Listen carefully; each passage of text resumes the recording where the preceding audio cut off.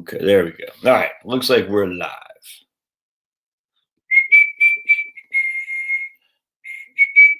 All right, did it? We're gonna go to. Oh, that's what I was gonna do.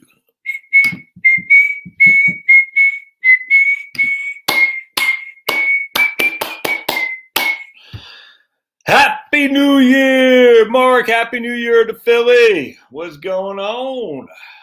What is going on, Mark Passoff?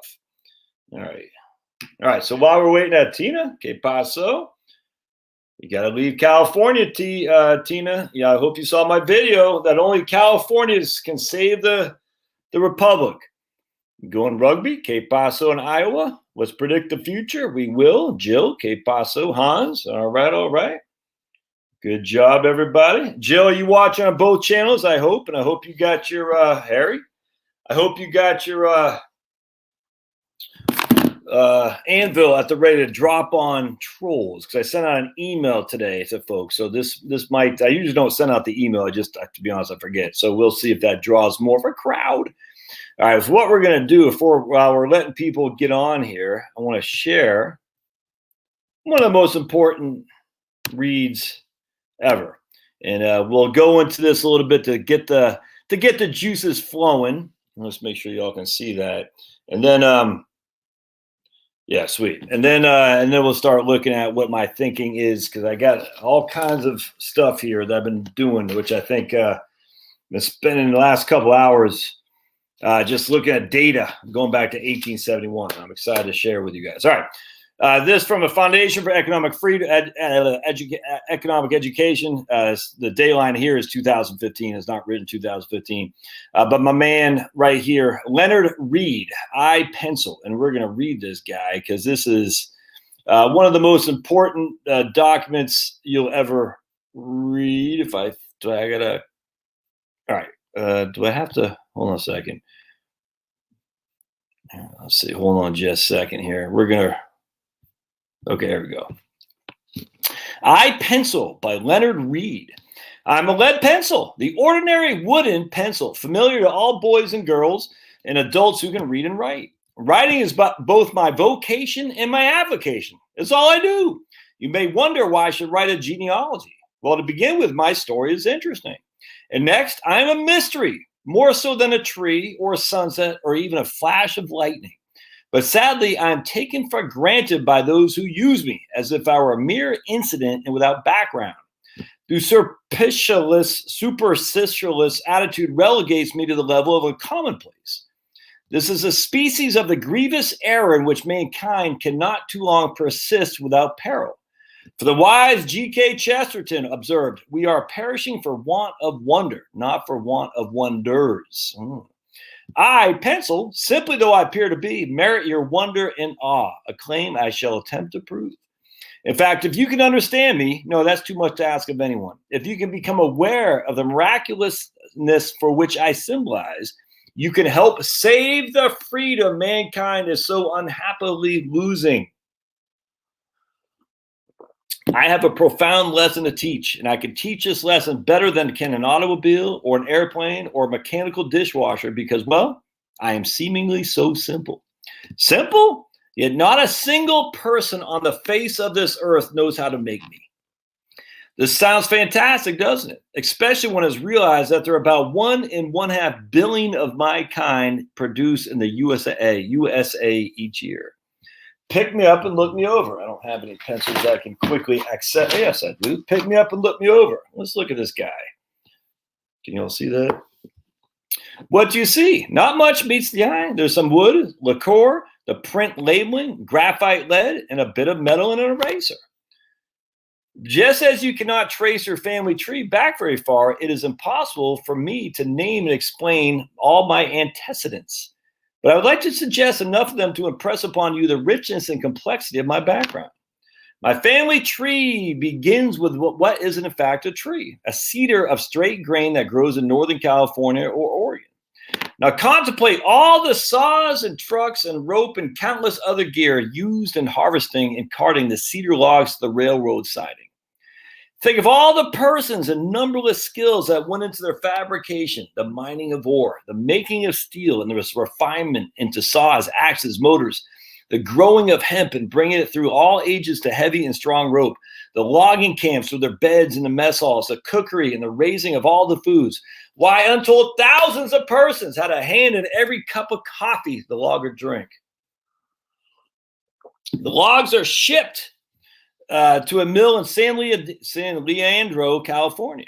Can you imagine the individuals who make the flat cars and rails and railroad engines and who construct and install the communication systems incidental thereto? These reasons are among my antecedents. Consider the millwork in San Leandro. The cedar logs are cut into small pencil-length slats less than 1/4 of an inch in thickness. These are kiln dried and tinted for the same reason women put rouge on their faces. People prefer they look pretty, not pallid white. The slats are waxed and kiln dried again. How many skills went in the making of the tint in the kilns, into supplying the heat, the light, the power, the bells, motors, and all the other things the mills required? Sweepers in the mill among my ancestors? Yes, and including are the men who pour the concrete for a dam at PG&E hydro plant which supplies the mill's power. Don't overlook the ancestors present and distant who have a hand in the transporting 60 carloads of slats across the nation.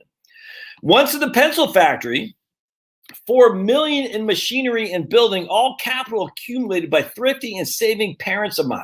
Each slat is given 8 grooves by a complex machine, after which another machine leads in every other slat, applies glue, and places another slat on top, a lead sandwich, so to speak. 7 brothers and I are mechanically carved from this wood clinched sandwich, just from this. My lead itself, it contains no lead at all. It's complex. The graphite is mined in Sri Lanka. Consider these miners and those who make their many tools, and the makers of the paper sacks in which the graphite is shipped, and those who make the string that ties the sacks, and those who put them aboard ships, and those who make the ships. Even the lighthouse keepers along the way assisted my birth, and the harbor pilots. The graphite is mixed with clay from Mississippi, in which ammonium hydroxide is used in the refining process. Then wetting agents are added, such as sulfonated tallow. Animal fats chemically react with sulfuric acid. After passing through numerous machines, the fixture finally appears as an endless extrusions, as from a sausage grinder, cut to size, dried, and baked for several hours at 1850 degrees Fahrenheit. To increase their strength and smoothness, the leads are then treated with a hot mixture which includes candelia wax from Mexico, paraffin wax, and hydrogenated natural fats. My cedar receives 6 coats of liqueur. Do you know all the ingredients of liqueur? Who would think that the growers of castor beans and the refiners of castor oil are all part of it? But they are. Why, even the processes by which the liqueur is made a beautiful yellow involve the skills of more persons than one can enumerate. Observe the labeling. There's a film formed by applying heat to a carbon black mixed with resins. How do you make resins, and what, pray, is carbon black? My bit of metal is brass. Think of all the persons who mine zinc and copper, and those who have the skills to make shiny sheet brass from these products of nature. Those black rings on my ferrule are black nickel. What is black nickel, and how is it applied? The complete story of why the center of my ferrule has no black nickel on it would take pages to explain. Then there's the crowning glory, and elegantly referred to in the trade as the plug, the part the man uses to erase the errors he makes with me. An ingredient called factice is what does the erasing. It's a rubber-like product made by reacting rapeseed oil from Dutch East Indies, Indonesia, with sulfur chloride. Rubber, contrary to the common notion, is only for binding purposes. Then, too, there are numerous vulcanizing and accelerating agents. The pumice comes from Italy, and the pigment for which gives the plug its color is cadmium sulfide. Does anyone wish to challenge my earlier assertion that no single person on the face of this earth knows how to make me? Actually, millions of human beings had a hand in my creation, no one of whom even knows more than a very few of the others. Now, you may say that I go too far in relating the picker of coffee berry in far off Brazil and food growers elsewhere to my creation, that this is an extreme position. I shall stand by my claim. This isn't a single person, all these millions, including the president of the pencil company, who contributes more to a tiny infinitesimal bit of know-how. From the standpoint of know-how, the only difference between the miner of the graphite in Ceylon and the logger in Oregon is a type of know-how. Neither the miner nor the logger can be dispensed with any more than can the chemist at the factory or the worker in the oil field. paraffin being a byproduct of petroleum. Here's an astounding fact. Neither the worker in the oil field, nor the chemist, nor the digger of graphite or clay, nor any man who makes the ships or trains or trucks, nor the one who runs the machine that does the knurling on my bit of metal, nor the president of the company performs a singular task because he wants me. Each one wants me less, perhaps, than does a child in the first grade. Indeed, there's some among this vast multitude who never saw a pencil, nor will they know how to use one. Their motivation is other than me. Perhaps it's something like this. Each of these millions sees that he can exchange his tiny know-how for those goods and services he needs or wants. I may or may not be among those items. There's a fact even more astounding. The absence of a mastermind. The absence of a mastermind or anyone dictating or forcibly directing these countless actions was bring me into being. No trace of such a person can be found. Instead, we find the invisible hand at work. This is a mystery to which I earlier referred. It's been said that only God can make a tree. Why do we agree with this? Isn't it because we realize that we ourselves could not make one? Indeed, can we even describe a tree? We cannot, except in superficial terms. We can say, for instance, that a certain molecular configuration manifests itself as a tree. But what mind is there among men that could even record, let alone direct, the constant changes of molecules that transpire in the life of a tree? Such a feat is utterly unthinkable. I pencil in a complex combination of miracles, a tree, zinc, copper, graphite, and so on. But to these miracles, which manifest themselves in nature, an even more extraordinary miracle has been added. The configuration of creative human energies, millions of tiny know-hows configuring naturally and spontaneously in response to human necessity and desire in the absence of any human masterminding. Since only God can make a tree, I insist that only God can make me. Men can be no more direct these millions of know-hows to bring me into being than he can put molecules together to create a tree. The above is what I meant when writing. If you can become aware of the miraculousness which I symbolize, you can help save the freedom mankind is so unhappily losing. For if one is aware that these know-hows will naturally, yes, automatically arrange themselves into creative and productive patterns in response to human necessity and demand, that is, in the absence of a governmental or any other coercive masterminding, then one can possess an absolutely essential ingredient for freedom, a faith in free people. Freedom is impossible without this faith, a faith in free people. Once government has a monopoly of a creative activity, such, for instance, as a delivery of mails, most individuals will believe that the mails cannot officially be delivered by men acting freely. Oh, I gotta say that. That's such. Once government has a monopoly of a creative activity, such, for instance, the delivery of the mails, most individuals will believe that the mails cannot be efficiently delivered by men acting freely. Think about that, my friends, to all the other things that the government gets their hands involved in and is destroyed. Healthcare comes to mind. And here's the reason. Each one acknowledges that he himself does not know how to do all the things incident to mail delivery. He also recognizes that no other individual could do it. These assumptions are correct. No individual possesses enough know-how to perform a nation's delivery mail any more than any individual possesses enough know-how to make a freaking pencil. Now, the absence of faith in free people, the unawareness that millions of tiny know-hows will naturally and miraculously form and cooperate to satisfy this necessity, the individual cannot help but reach the erroneous conclusion that mail can be delivered only by government masterminding. If I pencil were the only item that could offer testimony on what men and women can accomplish when free to try, then those with little faith would have a fair case. However, there's a testimony to galore. It's about all of us on every hand. Mail delivery is exceedingly simple when compared, for instance, to the making of an automobile or a calculating machine or a grain combine or a milling machine or tens of thousands of other things. Delivery? Why, in this area, men have been left free to try. They deliver the human voice around the world in less than a second. They deliver an event, usually an emotion, to any person's home when it is happening. They deliver 150 passengers from Seattle to Baltimore in less than 4 hours. They deliver gas from Texas to one's range or furnace in New York at unbelievably low rates and without subsidy. They deliver each 4 pounds of oil for the Persian Gulf to our eastern seaboard, halfway around the world, for less money than the government charges for delivering a 1-ounce letter across the street. The lesson I have to teach is this: leave all creative energies uninhibited. Merely organize society to act in harmony with this lesson. Let society's legal apparatus remove all obstacles it best can. Permit the creative know-how freely to flow. Have faith that free men will respond to the invisible hand. This faith will be confirmed. I, pencil, seemingly simple though I am, offer the miracle of my creation as testimony that this is a practical faith, as practical as the sun, the rain, the cedar tree, and the good earth. And here's from Milton Friedman. Oh, man, if that we use Leonard's story in our television show, Free to Choose, and the accompanying book of the same title to illustrate the power of the market.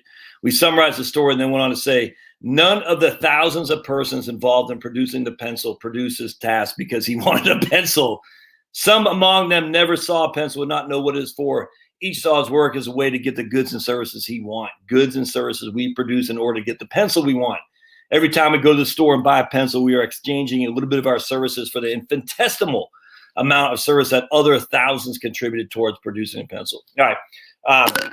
I'll put links in the show notes. The reason I wanted to point this out, let me just get back to here. And that just freaking brings tears to my eyes, man. How insanely awesome faith and freedom is. The reason I want to point that out is quite simple. The idea that there's non-essential workers, you friggin' scumbags. I'm sorry, I get so freaking pissed off when I hear government idiots out there dictating your lives just because they happen to have 50+1 in the voting capacity.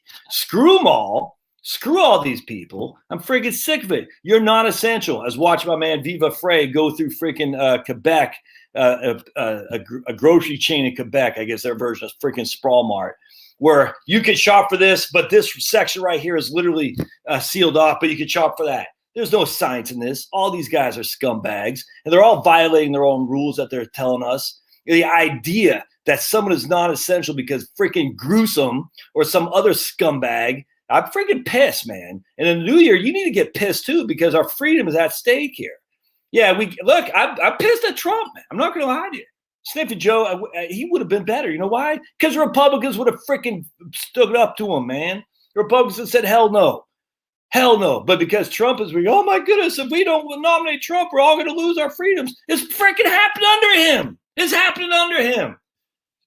This decade, this year today is the most critical year that I can, in my lifetime, other than maybe freaking Thatcher, Pope John Paul II, and Reagan. Other than that, I can't think of any other time. This is the year to say is going to be freaking going back to what Leonard Reed said, that once the government takes charge of everything, you think that only government can do it.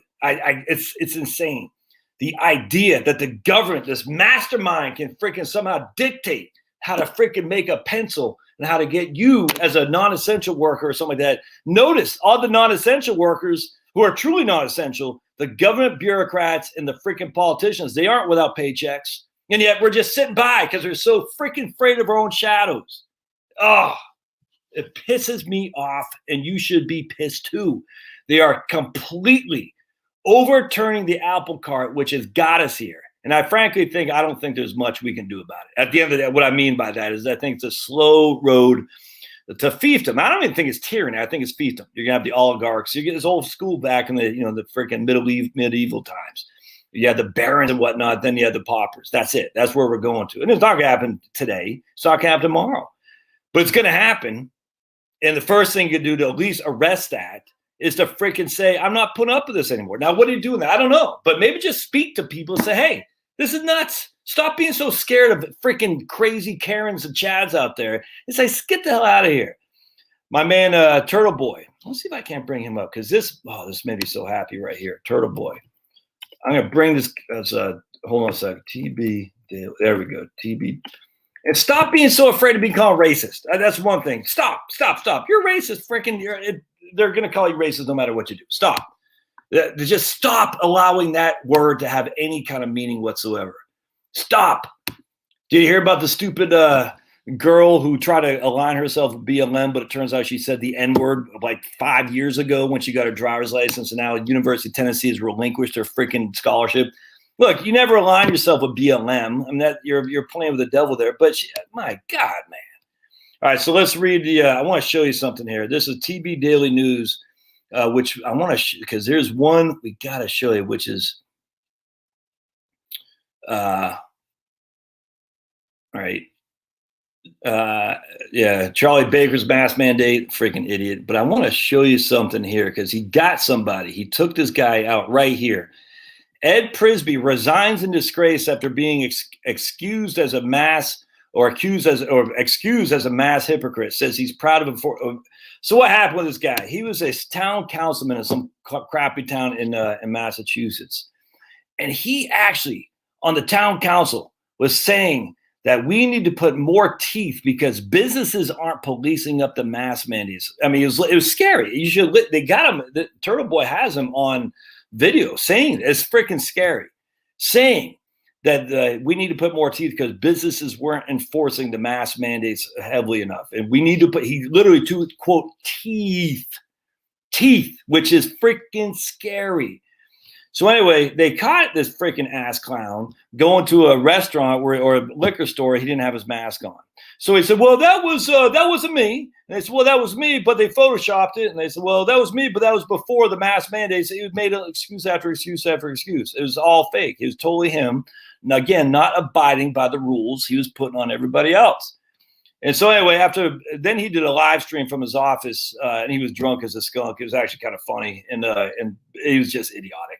And the folks at Turtle Boy, who are pretty, if you know anything about northern New England, a lot of northern New Englanders, why you think are sheep, the ones in Boston are, a lot of northern New Englanders don't give two craps, if you know what I'm saying. These are from central Massachusetts, and they were on him like white on rice. You know, it was fantastic. It was fantastic. And so he resigned because obviously his law firm said, dude, you're bringing bad news to us. And the town said, you're just a clown.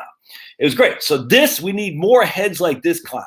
More people like this clown to say, if you're going to violate what you're telling us to do, you need to go to jail. That's what needs to happen because these guys are telling businesses, not essential workers. And again, there is no non-essential worker. I don't give two craps when anyone says you are all essential, and anyone who says you're not is a scumbag. And so we need to tell people like this who say, you're getting paid big bucks off our tax dollars. You need to get the hell out of Dodge. And if you're going to advocate this stuff, you need to face criminal activity for freaking violating the rules that you're telling us while you're at the same time saying we need to have teeth in these things.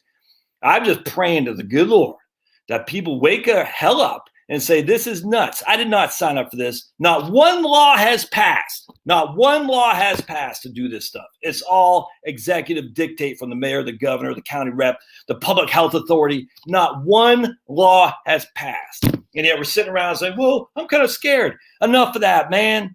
Remember the 3% rule. That's it. 3%. 3% is the people who fought the revolution. That's it. All it takes is 3%. If you have 3% of the population say no more, and I'm just saying, just say no. Throw us in jail. 3%. And I was watching my man, a Spanish guy in California, is telling he again doing good stuff, man. The public health authority freaking cited him for there's people out in front, not even in the street, in front of his store, but actually on the side. It wasn't even his property, who are drinking like some coffee or something like that, and they didn't have masks on. The public health authority cited him for allowing them to sit there when it wasn't his property. Anyway, and so he parked in front of the public health authority, parked him in so the public health authority could not leave. And the public health authority, of course, called the cops, who said, well, he's got a job. Because, well, I got a job to do. He's got a job to do, sir. You got to let him go. He goes, I got a job to do. And he was, it was awesome. You can feel it, man. And that we need you to start freaking speaking up too. And I don't know what you got to do. I mean, you got to figure it out for yourself. That's one drawback with libertarianism, is that it's completely an individual thing where you got to figure out what you got to do. But this is insane. It's insane. And you read iPencil, you're like, we are losing it in front of our very eyes. We're losing it. And then along the lines, it always goes back to the idea of solar. I just sit there, by the whole thing with iPencil. We're going to manufacture, as I say a million times Sunday, how many solar panels would it take to create one solar panel from scratch? Literally, how many? So you have, how many solar panels do you need? You have no solar panel. I need one because one went kaput, right? So one went kaput. It got cracked. I don't know, whatever happened. It didn't work that well. The cells were bad. I need a solar panel.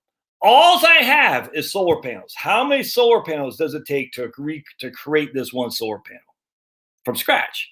No one knows the answer to that, because if you read I Pencil, you recognize the insanity to say of how the world needs various forms of fossil fuels, various forms of know-how in order to get that. And it goes back to the insanity of saying we're going to top down command control. Capitalism wins, all the other things suck, and we need to friggin' start defending it. And I got to tell you, in some way, I'm somewhat optimistic of not having Trump in there. I like Trump. I think Trump did a good job. This last year happened under his watch.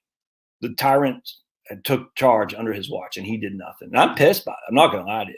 And I get a lot of people be mad at me because I don't like Trump for that. I sit there and I'm in awe at the level of just audacity people had to steal your freedom, and we did nothing because we want Trump to win an election.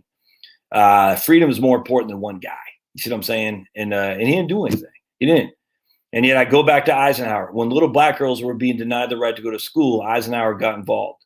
When you're being denied without vote, no one voted, your right to open a business, to employ people, to go and frequent a store and all that, the federal government needs to step in because your rights are being violated with nothing but executive orders. And let the freaking governors then sue the federal government.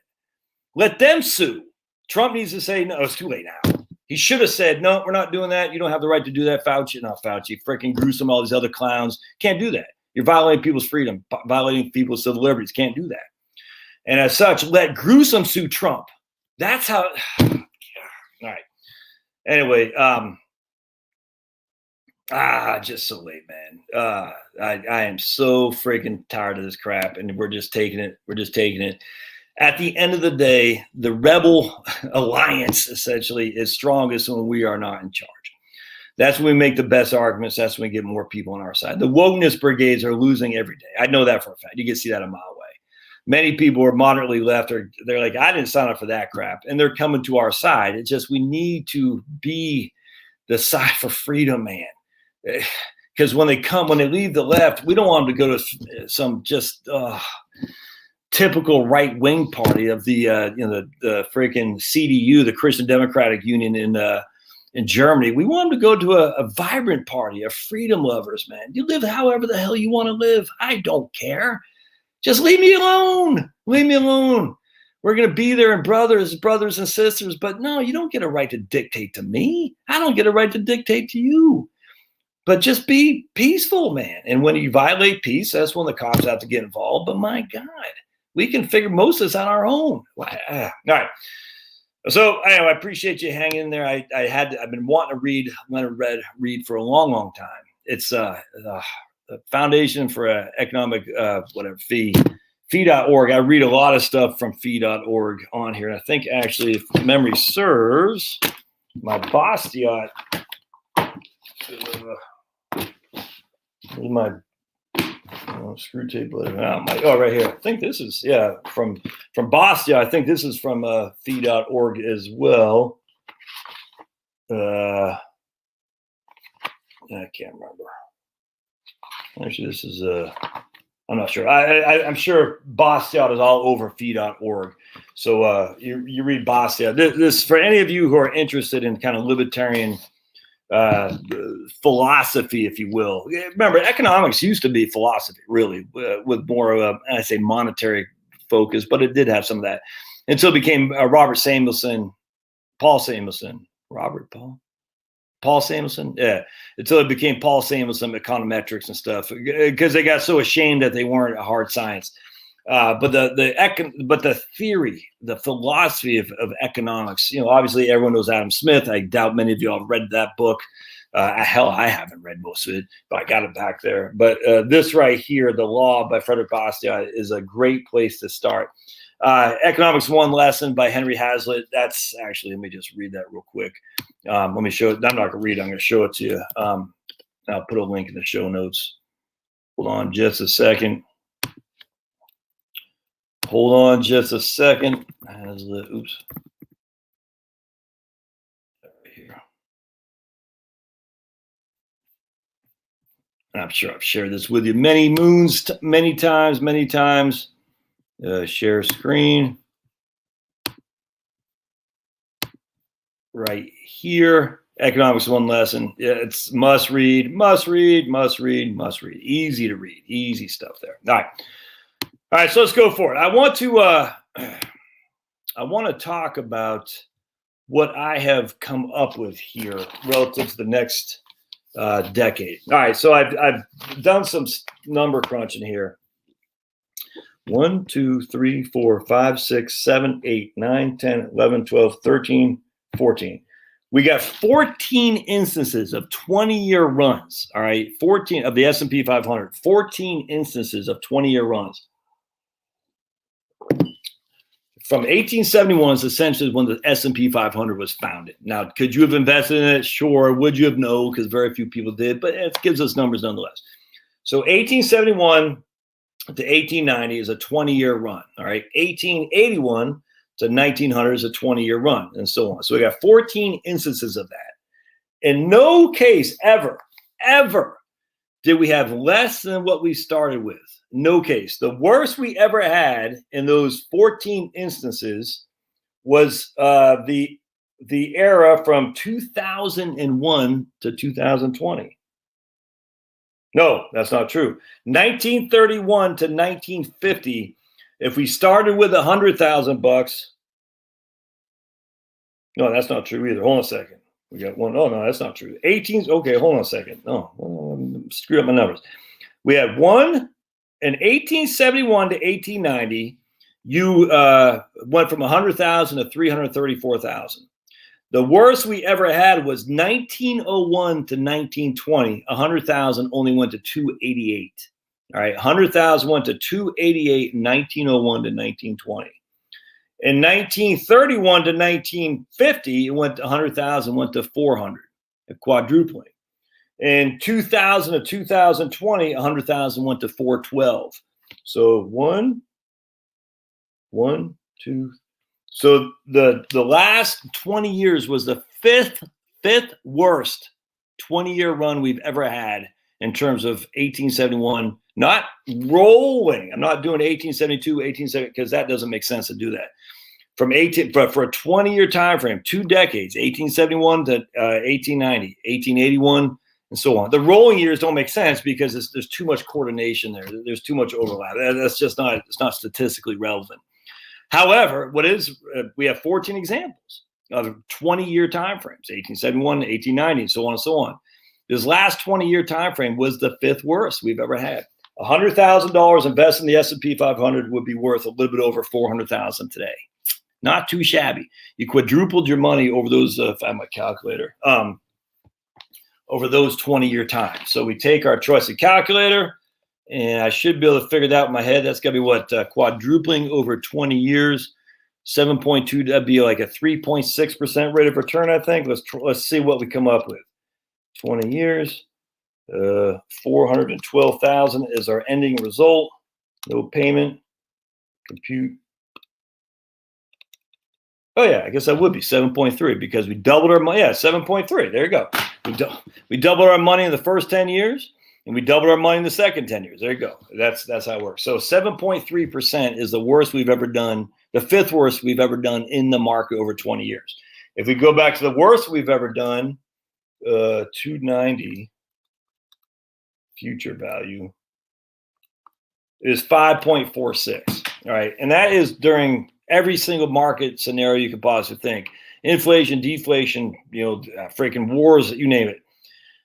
Point being is that the stock market in of itself has a huge promise, without question, for the long term, which is the whole point. Stocks for the long term. Stocks are less risky in the long term. I get that. The issue is the long term is forever out there. We never hit the long term. We never solve it, man. We're always in the long term. Always, always. So then we say, okay, well, what happened for any 10-year time frame going back to 1871? We got 1, 2, 3, 4, 5, 6, 7, 8. 15? Does that make sense? We got 1871 to 18. All right.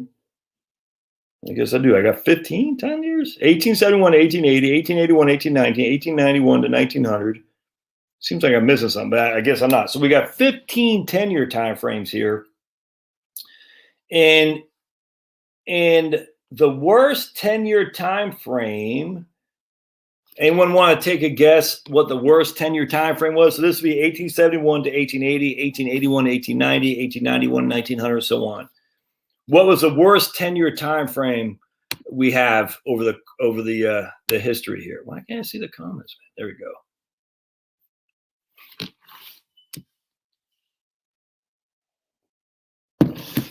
Notre Dame lost by 17. Shocking.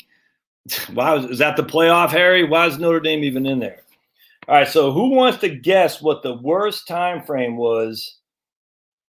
We got Vincenzo says 2000, 2010. I tell you, let's do this. Oh, we got 3. Ooh, lots of people are saying that, so I should have done something differently. But yes, the answer is 2000. No, so Harry, I'm not doing 65 to 75. I'm only doing decade times, like 1871 to 1880, 1881.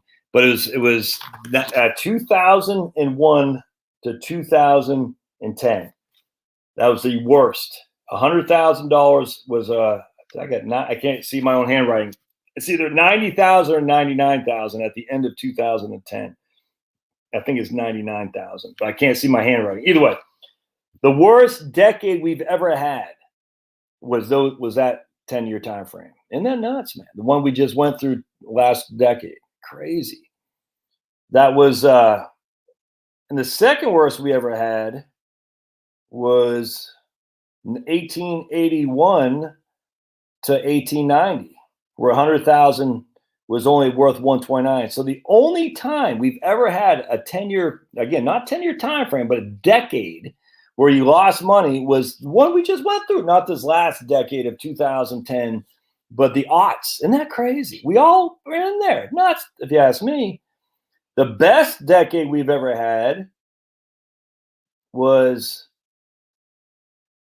1920s, the Roaring 20s, followed by the 1980s. No, not even close. The best decade we ever had, excuse me, I'm not reading my own numbers, was 1991 to 2000 was the best decade we ever had. Isn't that interesting? So check this out. 1991 to 2000, the market was up 5, went from quintupled in that 10-year time frame. The 1920s was the market went up to almost quadrupled. So 1991 to 2000, the market went up quintupled. We know what happened the next decade. The Roaring 2000, the Roaring 20s, the market almost quadrupled, and then we know what happened the next decade. Isn't that interesting? And then we had, seems like I'm missing something else here. The 1951 to 1960 was up quite a bit, and the 1961 to 1970 was not great. It was okay, and 1971 and 1980 was not great. So what happened was, what I'm going with this is very interesting. So it's kind of like bonds. If you look at the history of the bond market, whenever the bonds get crunched, they have come roaring back the very following years. Very interesting in that regard. This seems like that to be the same case. You see up, you see lower. See up, you see lower. You see lower, they see huge ups. So in the aughts, we had a horrible decade.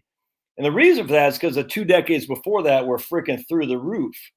The reason for that is because the 2 decades before that weren't through the roof. They're middling. And then you factor in high inflation. This is not contingent inflation. So 2011 to 2020 was quite good. It was 1, 2, 3, 4, 5. It's only the 6th best decade, though. 6th best decade. So where am I going with this?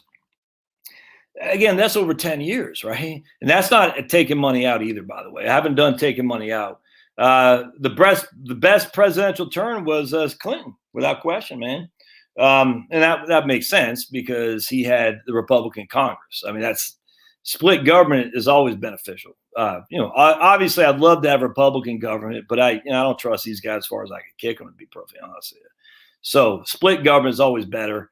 I vacillate if I'd want Republicans in charge of the presidency with the executive branch or in charge of Congress.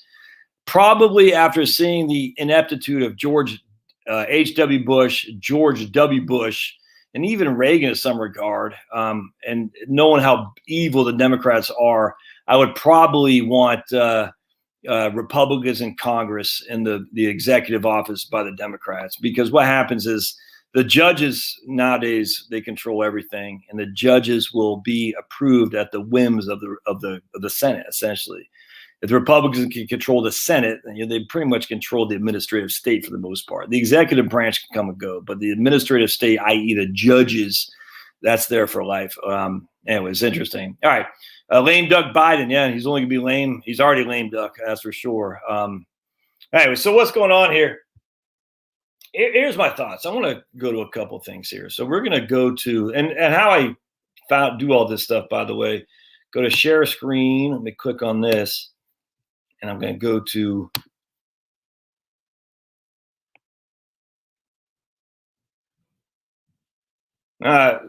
cute humor. I just literally did a video on this. I did a video on that based on Ben Shapiro's thing. But there's not 20 million Republicans in California.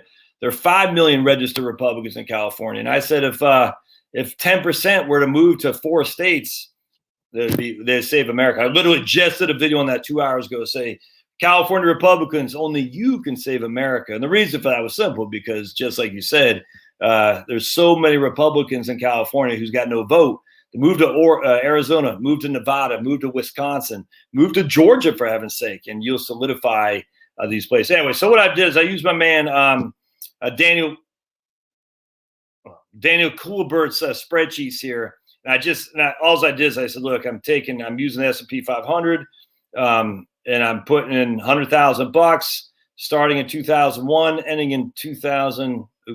And then going down to 2010 right here, and we just click on that, and you can see we start with $100,000. At the end of 2010, we had 114,000. Oh, I guess I was doing 2000 to 2000. Okay, so that's where I got I was doing 2000, 2009. Be as it may, we still got 114,000, which is still the worst we've ever had for a 10-year run. But that's all I did is I just kind of went back. I said, okay, let's do it for we can do 1970, 1, and we'll go down to, we can do 1971 to 1980. So again, we start with 100,000 in 1971. We end 1980 with 225. Yeah, that's what I got there. So that I just did that over and over and over again. It's kind of fun to do. And then I love doing that stuff. And that's why I love this guy's freaking software, because it's fantastic. This is just spreadsheets. You can buy it. 55e.co. 55e.co. E is an echo. And you can purchase all stuff. I'm a big fan. All right. So then I said, okay, that's good. Let's wait 1 second. And then I just started looking for more his stuff. He hasn't updated for 2020 yet. So let me go. Wait, stop. So then I said, okay, let's go to this guy here. All right. Right here. And then I started sharing screens. All right. So, I mean, not sharing screens. I just started running numbers for S&P 500, VFINX. We put 100% into this guy. What did it do after 20 years? And as you can see, the S&P 500 at the end of 1999, it fell all the way down until 58,000 by the end of 2009. That's 10 years, 2000 to 2009. That is 10 years, but I was using the actual decades, 2000 anyway. And so then we go up to here. So the S&P 500 over the last 20 years is actually up 300 or 30 or 3 times over the last 20 years. But that all came from the last 10, if that makes sense. So here's my concern. This is where I was kind of going with this. I want to show you guys something. Bear with me just a second. We're gonna go. I wonder if I could. Do I have to? What if I don't know the ticker? I want to go to U.S. Vanguard, U.S. Growth. Yes, it does. So I'm going to show you guys something. All right, so we're going to Vanguard U.S. Growth, and then we're going to go to Vanguard Windsor. Right there. All right, sweet. All right, so I want to show you guys something. I can't remember when U.S. Growth started, but bear with me just a second. You'll like this. All right.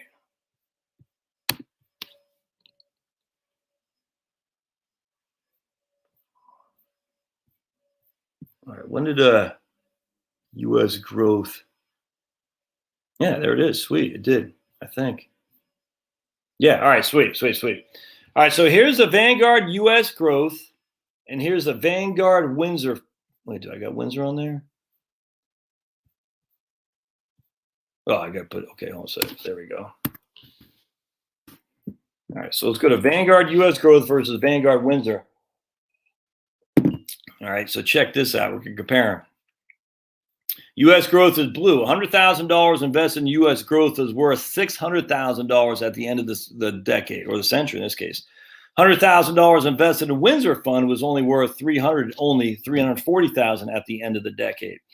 All right, so that's fine, but you can see the growth difference came all right here from irrational exuberance in the mid 1995. So that's because Republicans had taken over Congress in '94, by the way. All right, so let's go to 1995 and let's see the difference there. There's a method to my madness here, my friends. All right, so let's compare these guys. Watch this. It's going to be ugly for Windsor. All right, so here's Windsor Fund. $100,000 invested in 1995 was worth $225 at the end of 2000, the beginning of 2000. $100,000 invested in U.S. growth is worth $376 at the end of 2000. The end of 1999. There's a method here. Hang tight in there. Hang tight. Now let's go to 1996. All right. This could be fun. All right. So we're going to go to 1996. And let's see what we got. Actually, it's really right here. So I started working at Vanguard right here. March or April. I can't remember. Right here. All right. So up until then, for the previous 3 years, the Windsor Fund and the U.S. Growth Fund were basically, sitting pretty. From 1998, they're basically up until the beginning of the second quarter of 1998, they're roughly running the same time frame. I started Vanguard right in 1998, and I started getting on the calls right about here. And I'm telling you, man, no one wanted anything to do with the Windsor Fund, which is run by a guy named John Neff. He's since passed. They wanted U.S. growth at all costs. They don't want to touch the Windsor Fund to save their life. So let's go back to 1998, and you can see the difference here. I'm hoping you're seeing where I'm going with this.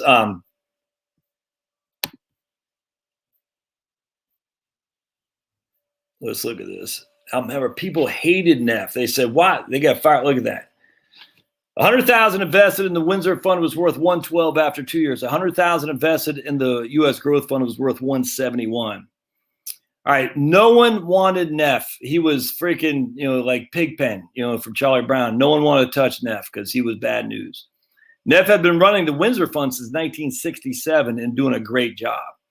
He still made 12% over the course of those 2 years, but it wasn't enough. They hated that guy. I'm telling you, I remember hearing it.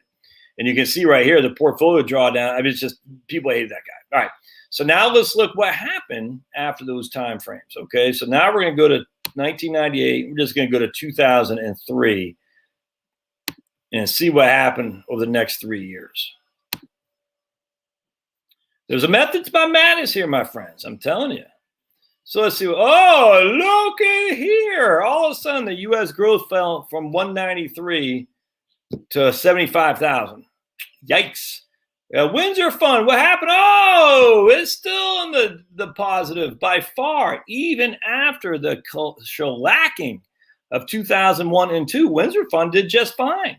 It never had any. It didn't get, maybe in 2002 got smoked, but that's when I say smoked, not even that much. So you can see there in 2002, Windsor was down 22%. U.S. growth was down 35%. Windsor was down. That was up in 2001. U.S. growth was down 30%. Windsor was up 15%. U.S. growth was up 20. Was down 20%.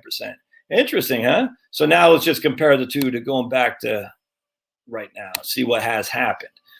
And so the Windsor Fund or the U.S. Growth Fund since changed management, if that makes sense. And you can see it took a long time for U.S. growth to get back to even Steven with Windsor Fund, which it basically is right now. They're basically, sitting right around the same accounts, but it took a long time. New management, very interesting. The point being is that, Who do you think people are trying to buy more now? If that makes sense. And so let's go back again. So that's Windsor versus U.S. growth. Let's go back. And I remember back then, too, we had like the Internet Fund, first-hand funds, even Janus was heavy into tech stocks. And everybody loved, I don't even know if there's still are there still first-hand funds? Let's take a look. I don't remember if there's still first-hand. Yeah, first-hand. Let's take a look. It's been a long time since I looked at these things. First-hand was all the Cash Me Out back in the day. Let's see what this guy has done. Yeah, it got, look at that. First-hand got smoked from 2000 to 2003. It was down to $13,000. Oh, look at that, though. Interesting. I don't know what makes Windsor tearing it up that much. So Windsor is at 1306, and now it's up to 457. So the last 9 months, Windsor is freaking smoked too. That concerns me some. All right, so there's first-hand, and if I remember correctly, we also had Janus change their fund strategy quite a bit too, because no one wanted to touch Janus. Let's see if the Internet Fund is still out there. I don't think it is yet. Internet Ultra Sector. I don't know what that is. All right.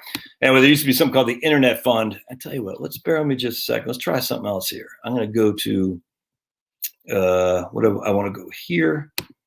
All right, let's stop that. Now what we're going to do is we're going to go to my there we go. All right, so I'm going to search Internet Fund. I can't remember the guy's name, man. Internet Fund. I got newspapers.com search, by the way. I subscribe to it, and you should too. Internet Funds. So let's just go back. I'm sure this guy is no longer. I can't remember his name, man. Oops. Hold on just a second. I don't want Internet Funds. I want Internet. Let's go to Internet Fund. Let's see if we can't pick that up. So anyway, this guy, Internet picked him. And interest. I don't want interest. Internet funds. I don't want. Do I got to put actually Internet fundraising? I don't need that. Let's go to relevance. Hold on just a second. And it only costs like $150 to have your own newspapers.com subscription. All right, let's just read this. This is what I'm shooting for, but let's just read what the Philadelphia Inquirer says. Internet funds may be a net loss. All right. There was something called the Internet Fund. I just forgot what it was. I forgot the guy's name who ran it. Anyway, and it's no longer, but it's interesting because everybody's cast me out, the Internet Fund. All right. So now let's, I'm going to just try one other thing here. We're going to try the Internet Fund and see if that shows up. Yeah. All right. Maybe that it says Internet Fund. Hold on just a second. Okay. In 1999, it seemed like everybody investor wanted an Internet Fund. Yeah. All right. That's not what I'm looking for. All right. So let me try something else. So that I find that stuff interesting. Let's go back to this right here. So let's go back.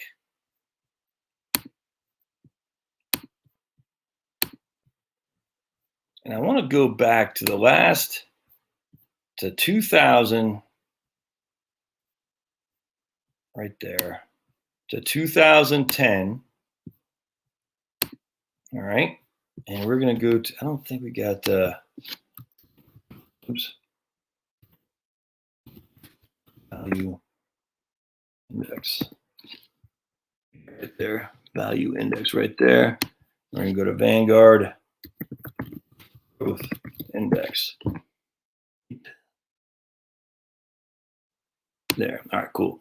All right, so let's compare these two guys. All right, so what's going to happen here? Because I'm laying out a thing for you here. All right, so value index is in blue. Yeah.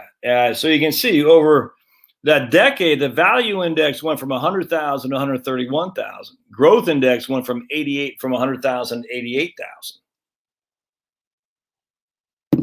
You see? So let's do this. So now what we're going to do is we're going to say, okay, we're going to put, so the value index was up. I wonder if I can do it by price. I don't know. I mean by dollars. Can I do that by dollars in here? Portfolio one. Oh, does it let me do by dollars? Well, maybe not. Yeah. I thought I could put by dollars. Maybe not. Benchmark display income, rebalancing cash flows. Okay. So I'm going to do, all right, that's all right. What we'll do, so now we're going to say from 2011, to 2020, let's compare the two. All right, so remember the value index was up by, what, 70,000 bucks. All right, so now let's see what happened over the last 10 years. And growth has smoked it. Growth is up, has almost doubled the value index. Look at that. And most of that happened right here. Interesting. All right, so let me show you something else. I hope you're bored. I hope you're not bored, but it's still fun. We're going to look at USAGX. All right, and USAGX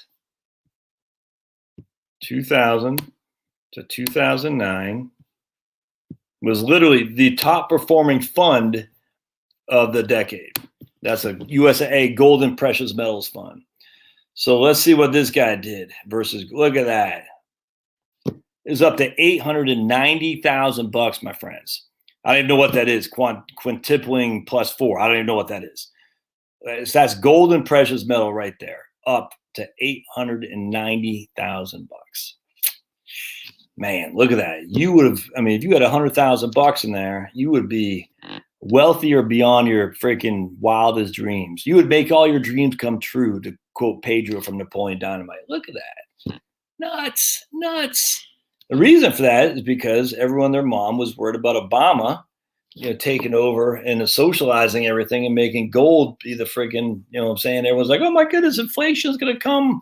We all need gold. And they were wrong. I was wrong. They were wrong. But look at that. Nuts. Nuts. So when do you think people are interested in buying gold? Well, if we look, it was then, right? So if we go now to 2010 to 2000, and this isn't gold bullion. This is literally just a gold fund, a mining company. And that's fine. But you look at gold here. Let's just take a gander, and it's going to see the exact opposite happen. Look at that. It's like literally the exact opposite, man. And gold's had a nice run the last last year or so, but I mean, it's the exact opposite.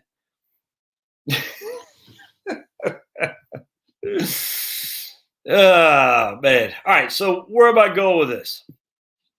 Look, man, at the end of the day, if you want to load up on Tesla and you think you're going to retire off that, I don't care. I don't care. I think you're making it. You can do whatever you want to do. I don't care. We've been through this time, and have you ever heard of the nifty 50s? We've been through this time and time and time again, man, about this can be, but people chasing after the facts. I cannot tell you how many comments I see on the channel. Why would I buy X? It has underperformed over the last 5 years. It's probably one of the most frustrating things I ever get. Why would I buy Y? It's why would I not load up on this Tesla, gold, U.S. growth fund? When it's done this, I sit there because we've been through this over and over and over again. I'm not saying don't own any of it, but I'm saying for heaven's sake, man, pull your head out of your butt and recognize the world for what it is. At some point, the markets always revert. They always do. And we've had a a decent run in value versus growth in 2000s, but it wasn't great. It was just decent. I mean, the value still got, I mean, Windsor Fund and value stocks still got pummeled in 2008, and they still got pummeled in 2002. So it's not like they were, I mean, what I say, the Windsor Fund was like 100,000 to 133,000 over the course of those 10 years. That's not significant returns. Over the next decade, value was pummeled by growth. Now, value still did fine. But it's just, there's always this ebb and flow. In the late 90s, growth killed value. I remember like it was yesterday. And the sad thing is, my friends, is here's what concerns me most is people are going to see numbers like this, these decade things. They're going to say, hey, I'm telling you right now, they're going to say, look, we've only had, I don't know, a couple down years in the stock market, whatever. They're going to forget about Q4 of 2018. They're going to forget about the first quarter of 2020. They're going to forget about the month of July through August of 2011. They're going to forget about May through June of 2015. They're going to forget about 1998 when LTCM collapsed. They're going to, I mean, this 1997, was it the Mexican peso or the Russian devaluation? I can't remember. What happens is the market is inherently volatile. Just because you don't see it on any stretch of time doesn't mean it's not volatile. Going back to the whole thing, the long run is never here. The market, it doesn't work on a calendar by calendar basis. It doesn't work like that. If you're going to invest, you've got to invest with a thought process that you could get skunked, man. Just because on any given decade, we haven't had any market where you lost money on, when I say, again, I'm saying decade where there's no overlapping. I'm not saying any rolling 10-year period. I want to be clear there. Just because we've had no 20-year period of with no overlapping, that we the worst we ever done in that regard was a tripling. But you still had significant ups and downs in there, if that makes sense. And if you're pulling money out because you need it to supplement your retirement, those significant up and downs don't give two craps. If you need the money to supplement retirement, if you got to pull 5% a year out and the market is down 35%, well, it sucks to be you, even if at the end of the year, the market came back, a la 1987, a la 2020. You've got to play the long game, but realize the short game is forever here. So here's my recommendation. I'm just telling you right now. I had a guy email me today, and I don't know where he got this from. He goes, why would I ever be ultra conservative? I said, when did I say that? He goes, well, you said load up on cash. I said, well, I never said load up on cash like you don't have investments. That'd be silly. I've never said that. That's all it is. 3 to 4 years cash. Everybody should have 3 to 4 years cash.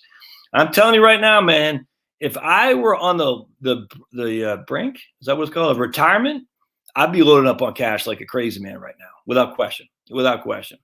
If I had growth stocks, I don't know how you can't take gains. I just don't know how you can't. Again, that doesn't mean you sell everything, but how do you not take gains when you're in the gold fund? If gold was up, the gold fund was up, 100,000 was up to 890. How do you not take some gains off the table? Ride your winners, cut your losers. Yes, but at some point you got to freaking take gains too.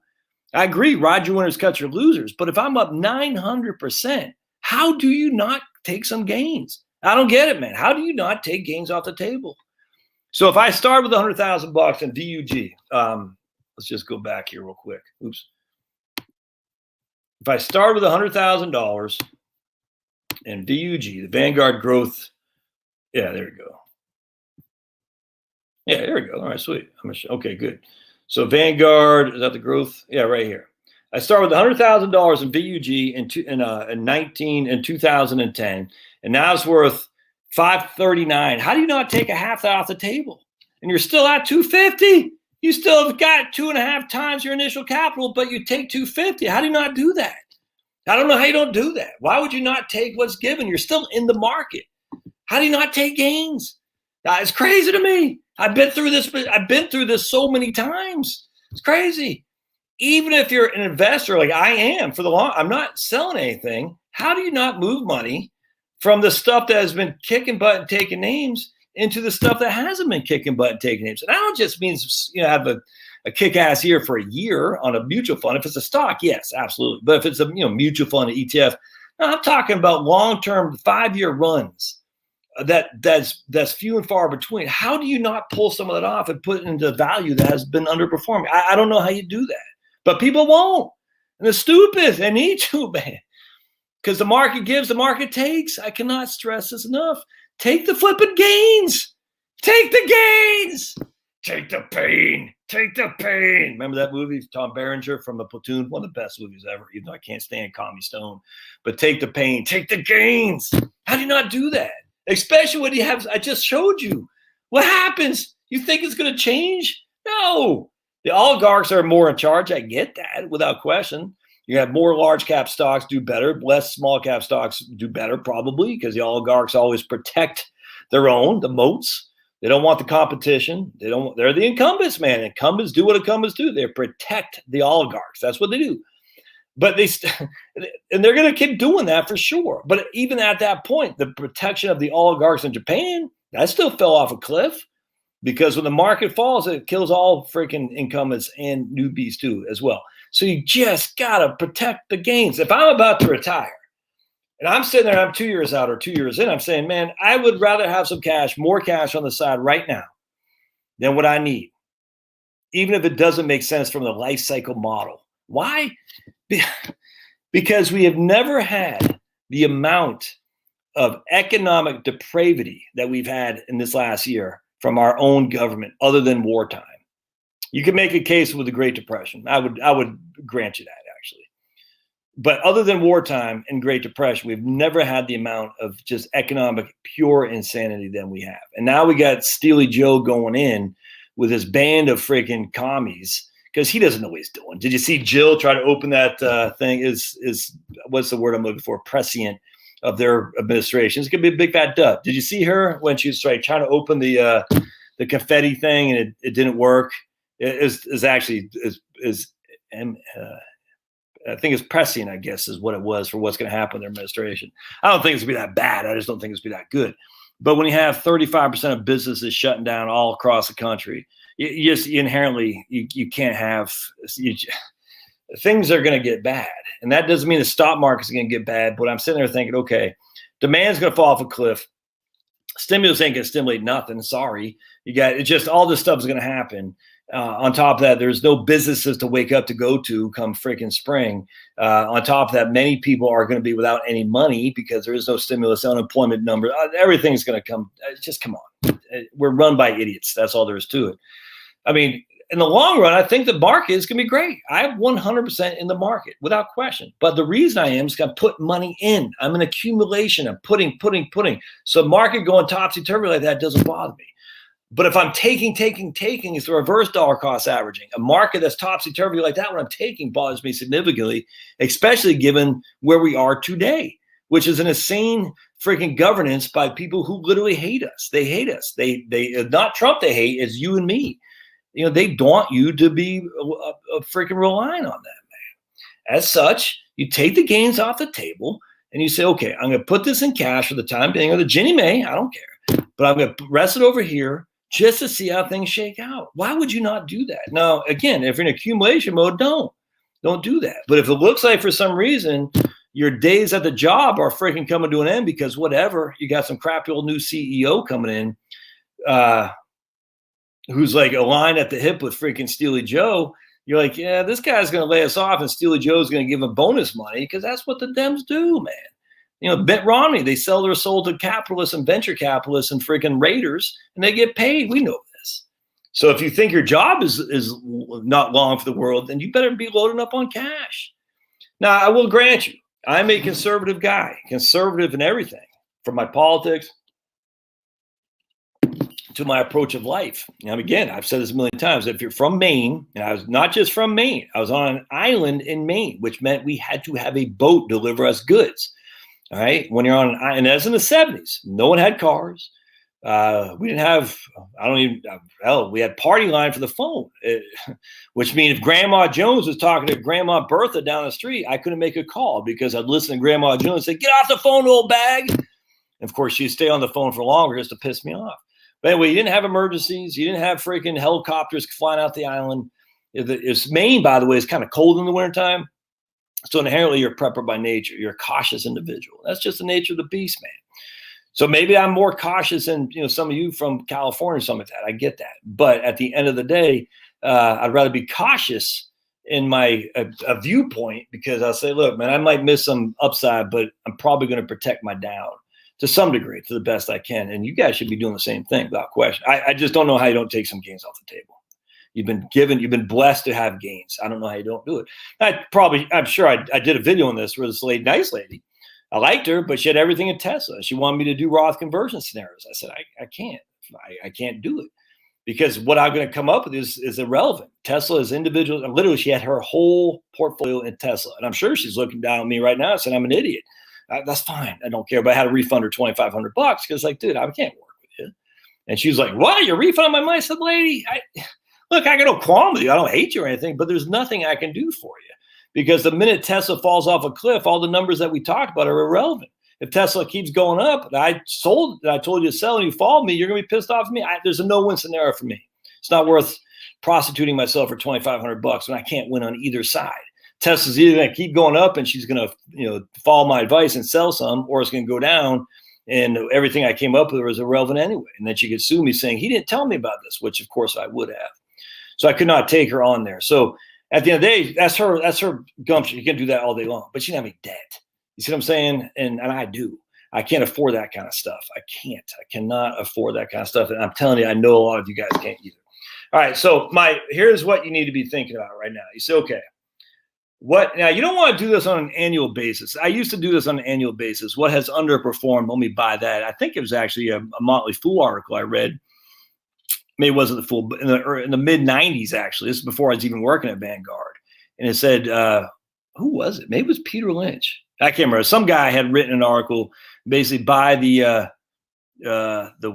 worst performing. I think it was Motley Fool. It was kind of like the dogs of Dow. That's what it was, along those lines. By the worst performing stocks the previous year with the highest dividend yields, or something like that. And I followed that model for a couple of years and never did me any good. I was like, yeah, because again, you ride your winners, you cut your losses. But at the end of the day, at some point, you got to freaking take the gains. Seemed like I had something else I want to talk on that. We talked about that. All right, so let's see what kind of thoughts you guys have, man. Yeah, my man Will says, all right, we'll start from the beginning if I can here. But yeah, oh my goodness, taxes. I'm sitting there thinking, look, as much as the taxes are theft, I get all that. And I hate the idea that taxes are the entry fee for a civilized society or whatever it is. All that stuff's stupid. But you only pay taxes if you made money, man. Yeah, so if you got long-term capital gain, 0, 15, or 20. Or it could be 23.8, depending if you got some of the Obamacare surtax stuff. But God almighty, taxes aren't the enemy in this regard. That means you made money. You got profits to show for it. Crazy. That's letting the tax tail wag the dog. That's what they say about pigs. They all get slaughtered. Don't be a pig, man. Don't be a pig. If you got a $500,000 gain in Tesla, and I'm just picking on Tesla, I don't care what it is. Amazon still got a 93 PE ratio, by the way. Still nosebleed. Even after all this money that was given by the government to Jeff Bezos and crew in the Washington Post, Amazon's PE is still at 93. That's still nosebleed. Now, what's Apple's PE ratio right now? I think Apple's actually somewhat attractive if memory serves. Let's take a look. And I did a video earlier today, some guy from the 1990s saying we need to get rid of PE ratio and dividend yields as a metrics. That was stupid back then. If anyone says that, it's stupid now. Apple's got a PE of 40. That's not nosebleed, but it's up there. Man, tech's top 7 companies. Damn, look, this is nuts. Tech's top 7 companies added $3.4 trillion in value.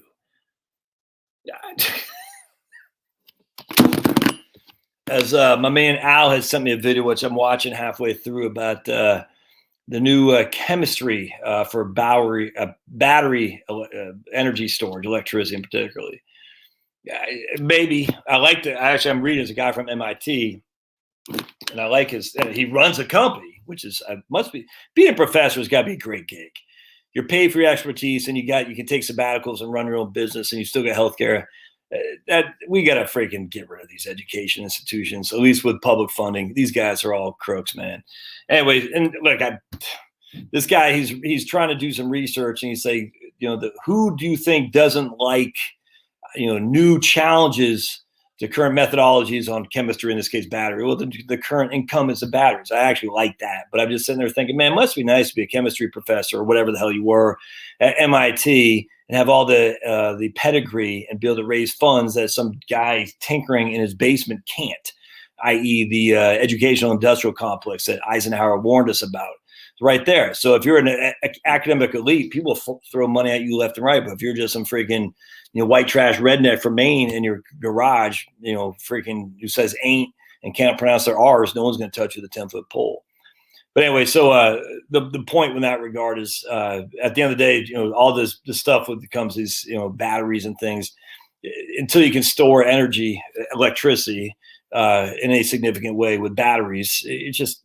But we do have a wonderful storage system of electricity, energy, of any kind of energy, thermal, photovoltaic. You know what that storage of electricity, of energy is? We have a wonderful, wonderful mechanism of storage of energy. I'll let you all think that out. Huge storage capacity. It's awesome. It's awesome. All natural, too. A huge storage of energy and electricity. Doesn't take much space. It's great. All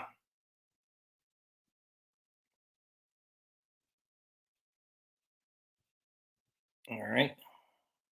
Yeah, here's Lydia. I took profits for us. How I paid off my truck and bought my house. That is right on. Right on.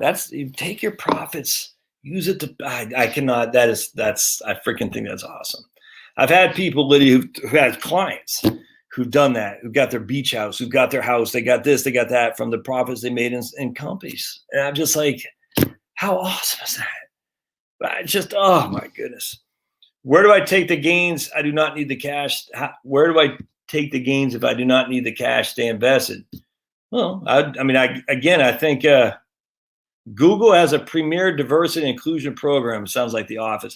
Dwayne, if I have gained significantly, I would put it in things that have underperformed, and value stocks come to mind. Now, I will grant you, I've been big on value for 2 years now. It's not like I haven't made money, but if you want to stay invested, it seems to me you take your gains off the things that are way up and put in things that haven't moved as much. Or you could even find things like energy stocks, hell, bank stocks and things like that. If I have no idea what the financial sector has done, I imagine it hasn't done great. I just don't know. But why not?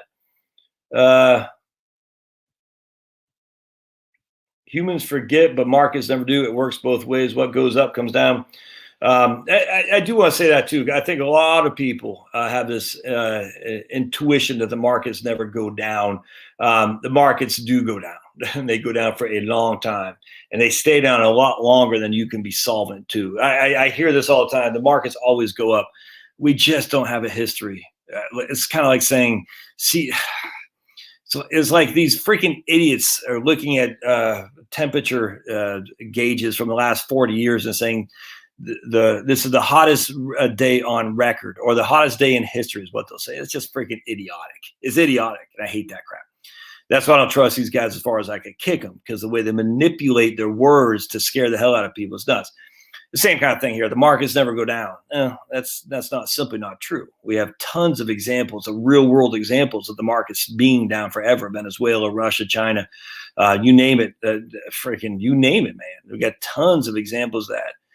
But the U.S. as a kind of modern economy from 1926 to today is not even 100 years old.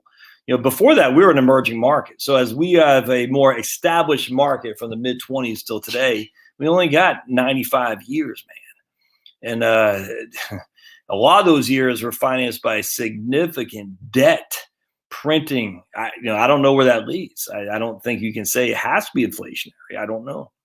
But no one knows. That's a scary thing. But I will tell you, if it is inflationary, well, I was getting ready to say the one thing you don't want is a debt, but inflation will eat away your debt, but it also eats away the value of your cash too.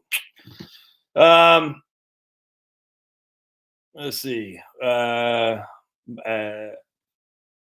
Google has daycare, but the wait list is as long as you can match. Commodities are needed for future growth. Yep. Gold and silver will go far after the coming reset. And I kind of agree with that. Commodities are needed. I completely agree with that for sure. I need a notebook, Chef Jeff. I can't do it on software. On a spreadsheet I can, but I got to write stuff down. When I write stuff down, it sinks in. I don't know. I don't know why that is. I don't know how people they've actually done studies that say, kids in a college environment, those are on their laptops, and those who write it down, the people who write it down, it stimulates something in their brain where they regurgitate, or they not regurgitate. They take they're better note takers. They have a better comprehension, I guess the word I'm looking for. It's very interesting. Writing stuff down, it puts the comprehension in. So again, California, if you're a Republican, just freaking leave already. Now, I get it. A lot of people will say, hey, I got kids. Man, I get that. Well, I got kids. I'm not leaving Georgia because I got kids. I just talked to my oldest son yesterday, as a matter of fact, coming back from bowling. And he's looking forward to high school. He's like, dude, I got all my friends, man. Because what happened was they went to this one elementary school. They split into two middle schools, and now they're going to all reconvene back to the same high school. So they all kept in touch. So we're not moving. It's just not happening. Because I'm not going to do that to them. Because being a new kid at high school sucks donkey balls. I did it 3 times. It sucks. And so I'm not going to do that to them. But I'll tell you, I'll leave Georgia in 2 seconds flat. Or maybe not. Well, certainly Fulton County. Yeah, maybe Georgia. Georgia, a little bit too hot in the summer. Yeah, we'll see. I like Georgia, but I still like Tennessee, still like Virginia. Who knows? Maybe even Delaware. I doubt it in a way, but still, I like Virginia. I like Tennessee. Those are my 2 places on mine. But at the end of the day, if you're in California, Republican, you got no kids, but you got to get the hell out. We need you in Arizona, Nevada, Georgia. We need you in these places, Wisconsin. But it's too cold in Wisconsin. Then freaking go. I tell you, these people I grew up with on Peaks Island, freaking awesome people. I saw them a couple of years ago. A friend who I grew up with on the island, one of my best friends, went on Facebook and hooked up with me. I said, man, I can't wait to see this guy. So when I was working in Portsmouth, New Hampshire, I went up to see him and his sister. I haven't seen these guys, freaking 40 years. And their pops and their mom and dad came by, and they still live on the island. And it was interesting. I said, well, what do you guys do? How come you haven't moved to Florida? And they leave 3 months a year. And they're freaking healthy as they walk around the island. He does walking tours around the island. I don't know what she does, but she's like 73 years old and freaking didn't look a day over 50. It wasn't because fake stuff. It's just they keep in good shape. I said, damn, you guys look good compared to my mom and dad. Freaking my dad looks like Skeletor. My mom's like just not looking good. Let's just put that way. I said, man, you guys are looking great. Crazy. But anyway, they leave Peaks Island for 3 months in the winter and go to Florida. It's what you're supposed to do. So go to Wisconsin, register to vote there. And when it gets cold, leave. But then enjoy the freaking lakes and stuff. Wisconsin has lots of lakes. You got to do that, man. America, the cause of freedom is relying on California Republicans. Get the hell out. Get out. You got no excuse, but it's so nice here. Hell's bells. It's nice all over the world, man. All over the country. You can still come back if you need to, but get the hell out of Dodge. There are 5 million registered Republicans in California, and not one of those 5 million vote matters. Go someplace where vote matters, man. I'm telling you. Wisconsin, Steely Joe won by 12,000 votes or something like that. Georgia, the same thing. He won fair and square by 12,000 votes. Michigan, Pennsylvania, they didn't win by much. If 10% of California Republicans left the state and moved to Arizona, Nevada, Georgia, Wisconsin, Pennsylvania, and or Michigan, Democrats would never see the White House again, ever. And then you think about the Senate, too. Because don't forget, they can't gerrymander the Senate. They can't do that. So then it's a 2-for-1. Right now, you're 0-for-2. You have no say in the presidential election, no say in your governor, no say in your senators. If you were to move to one of these states, you'd have say in Senate, you'd have say in the president. So your one vote is actually 2. It counts as 2. I'm telling you, man, it's like I said, it's a reverse free state project for New Hampshire. You got to do it, man. You got to do it.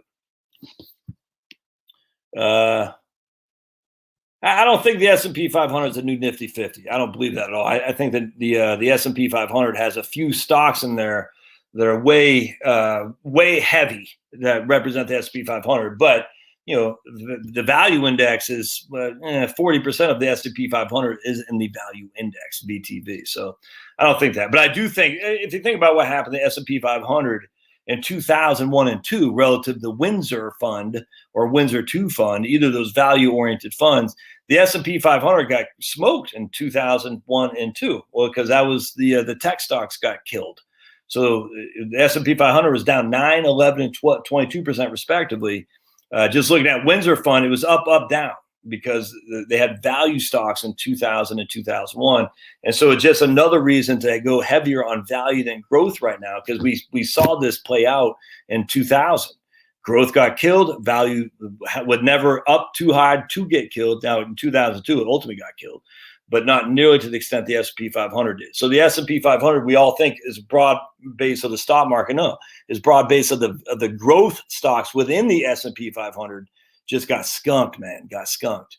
And actually, what did growth? Let's take a look here. I don't remember what growth did.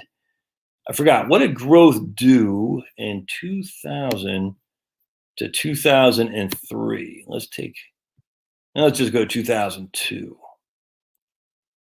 Hold on a second. I'll bring this up here in just a second. You made me feel like dancing, cause I'm dancing right away.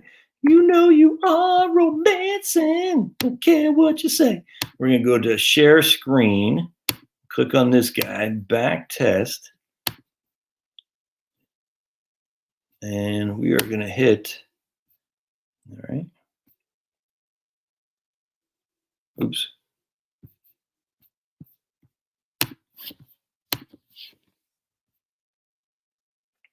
We're going to hit, so growth was down to 51,000. So growth lost 50% of the value from 2000 to 2002, at the end of 2002, where you can see value, and this is just the ETF, did not break 100,000 until September 11th, basically right there. Yeah, September 11th.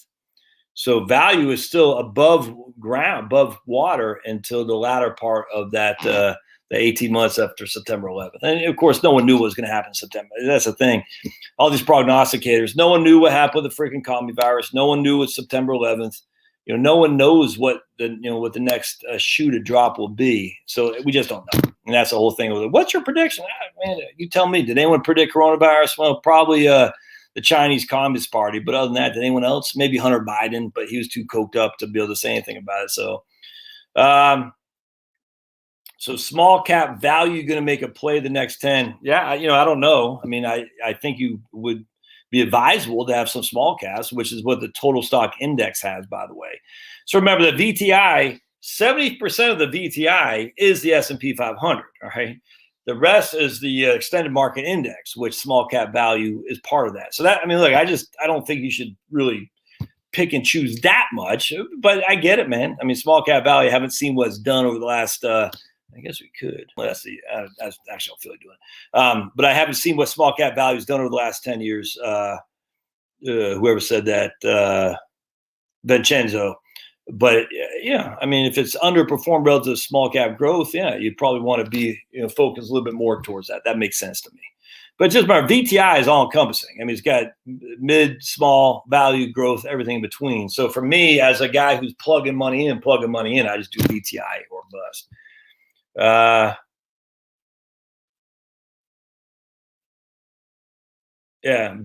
My man Cute has been buying small cap value over the past 6 months. Right on, man.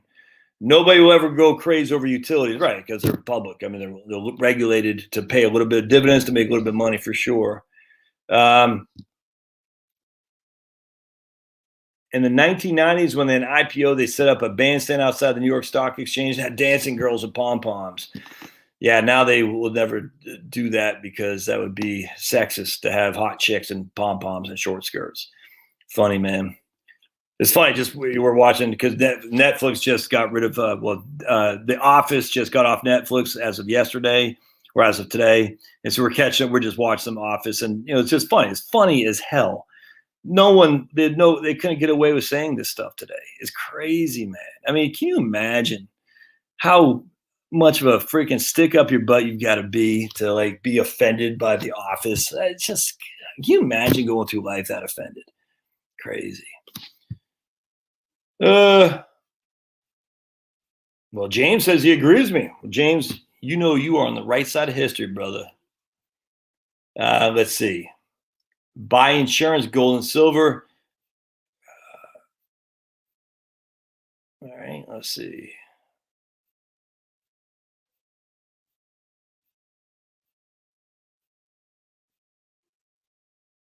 All right. My stepdad retired at 51, and he rolls the dice every day.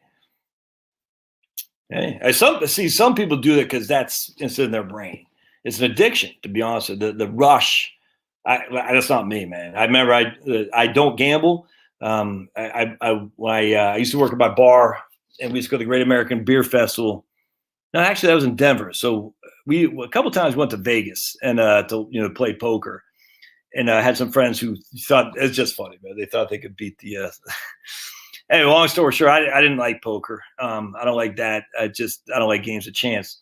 But I did like the sports book, and I'll never forget laying down $80 on Virginia to beat Kansas in the Sweet 16, and Kansas won going away. And I'd never forget. It's 1994, I think, losing $80 because I bet on young men to put a ball through a hoop. That was painful to me, and thank the good Lord, because I'm telling you, I have an addictive personality generally. When you're Irish, you're like that, man. And as such, if I would have won that, I don't know, I'd probably be living under a bridge, servicing other men for a freaking gambling a scratch off card, if you know what I'm saying. Because, but it hurt mentally to have lost $80 of my hard-earned money because I thought Virginia was going to beat Kansas. And it was just it wasn't in odds. It was just straight up win. And Kansas won. And that was painful. But if I had won, we would not be having this conversation here today. Let's just put it that way. Long-term capital gains depends on your tax bracket. It's 0 if you're in the 12% or less, 15, and then it's if you're up until the 32, I can't remember. Once you're in a higher tax bracket, it's 20, and then you got 3.8% net investment income tax on top of that. Fort Worth in the house. Hello and welcome. Prescient. Some people say prescient. Some people say prescient. I just say prescient. Just prescient.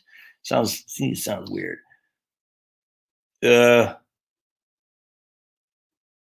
Steely Joe. Right on, man. Steely Joe. Ricky, don't change your number. My name is Steely Joe. You're going to use that when you feel better. Oh, this should be, Donald, don't change your number. My name is Steely Joe. You're going to use that number for you to feel better when because I'm so old. Steely Joe isn't going to last a year, right? I mean, there's no way. Steely Joe's no way is going to last a year. And then we have Kamala. I mean, can you think of the absurd? Kamala Harris. How come we can't get an American black to be president? How come it's got to be a Kenyan or a Kamala who's Jamaican? How come I don't get why the Democratic Party, who's so keen on blacks, which Republicans, I wish they were more so, because that is a constituency we have not been good at going after. How come we can't get an American black in the Democratic Party? Why? Why is that? Well, we know why, because they gerrymander everything, and they say if you're black, you should go over here. If you're Indian, you should go over there. If you're Asian, you should go over here. Where Republicans say, everyone welcome, everyone welcome. We just have a horrible sales pitch. In fact, I was listening to Kristi Noem today. I saw her on Parler, I think. She goes, Biden means we're going to have less money in your pocket. I said, is that?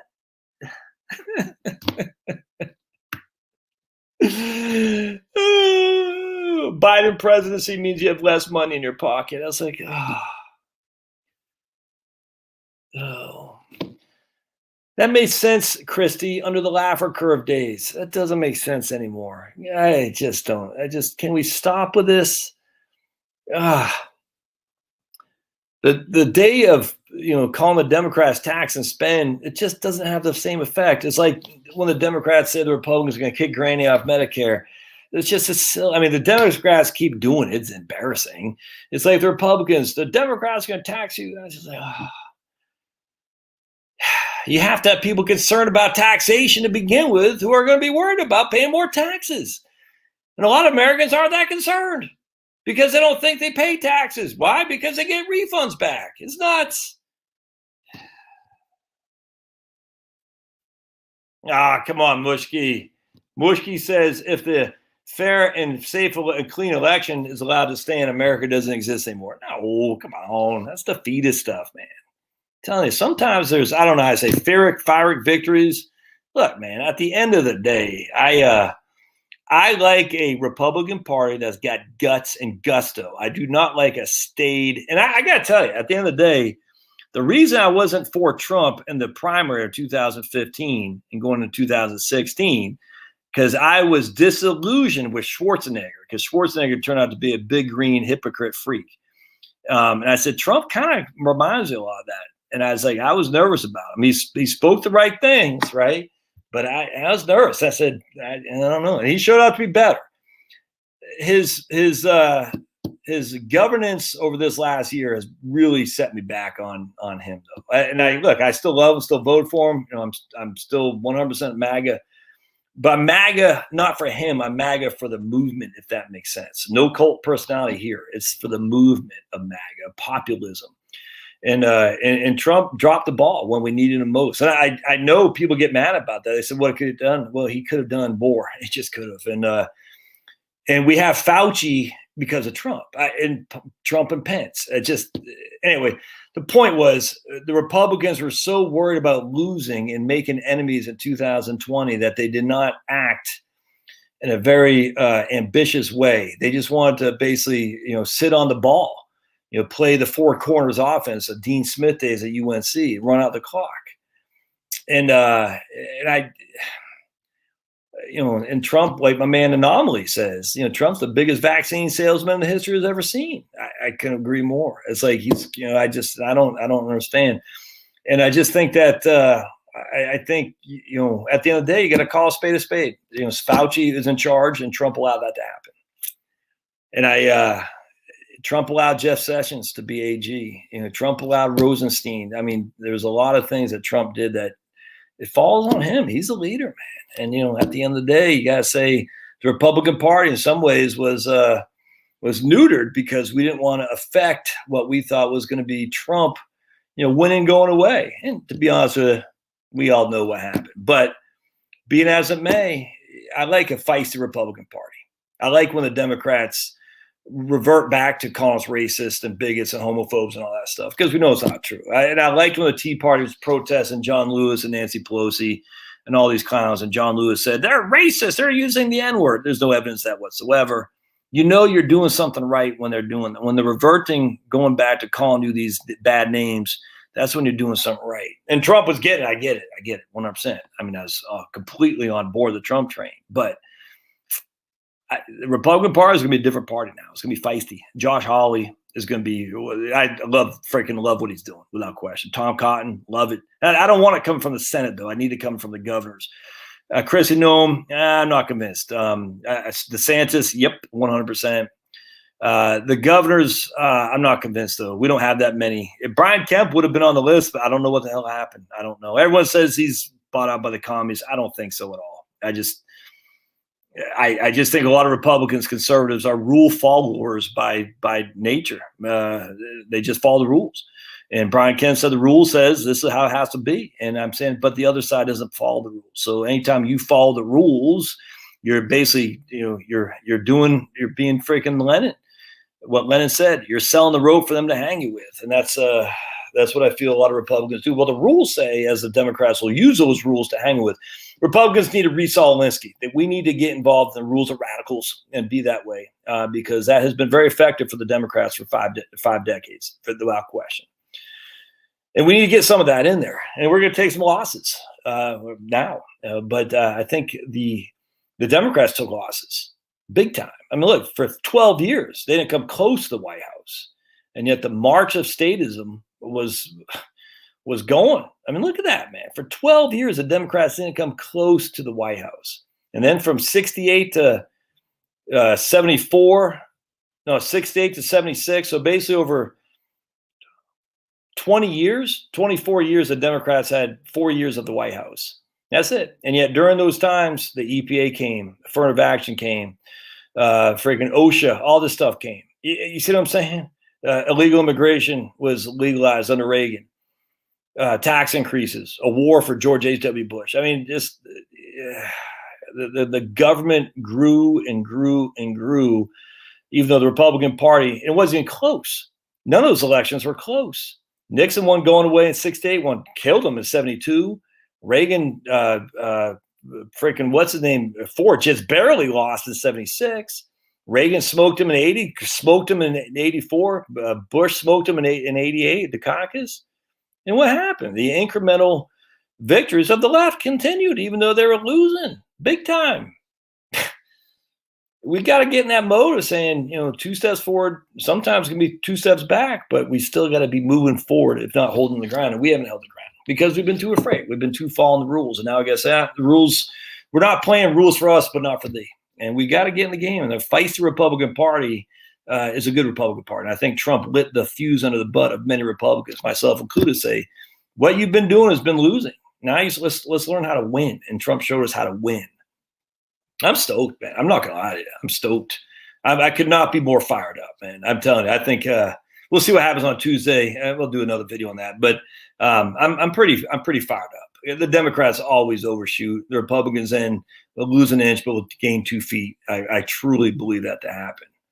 But a lot of it does rely on people in California getting the hell out of Dodge. And I think that's going to generate a lot of opportunity for some pretty blue-leaning, red-leaning folks who have been weaned on freedom, raised on freedom, and raised on look. The older Republicans, the older white guys, to call them a racist was literally the worst thing that could happen. The younger folks, we've just been hearing that our whole lives. It just doesn't matter. It's just whatever. You know what I'm saying? To say you're anti-women, whatever. It's stupid. The old school though are like, oh, anything you do, don't call me that. The old school Republican Party of free trade, when we know it's not really free, but they put that word on it. You can't be against free trade, Josh. Like, yeah, but what you're advocating isn't free trade. It's corporatist, globalist, mercantilism, if anything. And that's not going to work for the majority of people. The old tax and spend, the Democrats tax and spend, the Republicans down like, yeah, but not that many people pay that much in taxes if they even know they pay it. And at the end of the day, they might pay, but they don't know they pay. Let's have a different argument here, eh? Hey there, big guy. Isn't it interesting, too? The arguments that always appeal to the blacks are ones that the mainstream Republicans never take. And it's good, and which is a populism. And I think I will go to my grave saying this, that we need more blacks in the Republican Party. They do. And the reason is because we can't have whites over here and blacks over there. That's bad for a country. It's bad for America. And if it's bad for America, it's bad for the world. And it's up to the Republican Party to make a case for blacks to come to our party, as Trump has done very well, by the way. I do think that somebody said that Trump did lose some older white votes because of fear of coronavirus. I think there's some legitimacy to that. But I think the mail-in ballots, they should have seen this a mile away. They should have seen the freaking insanity of this mail-in ballots. And they I don't know what the hell I'm still pissed. I'm not going to lie. Yeah. I put my 2021 Roth contribution in. We'll buy on Monday. Right on, man. Would you buy all your Roths at the beginning of the year? Yep, 100%. I bought 40% more Tesla shares in April, so in July. That's pretty easy, but I'm more used to handling dividend positions. Yep. Yeah, I'm not a fan of that Kathy Wood lady. I'll tell you that right now. I'm not in the least. I've been meaning to do a video on her. I don't think she's a bad person or evil or anything like that. I've been in this business a long time, and I've seen it all before. I've seen it all before when somebody gets all the street cred and they take the oxygen out for anyone else. That always leaves me. She's she's saying, and the one thing she was interviewed on, she's saying even after, I don't know, like a 500% increase in their ETFs, that she expects a 20% annualized rate of return over the next 5 years.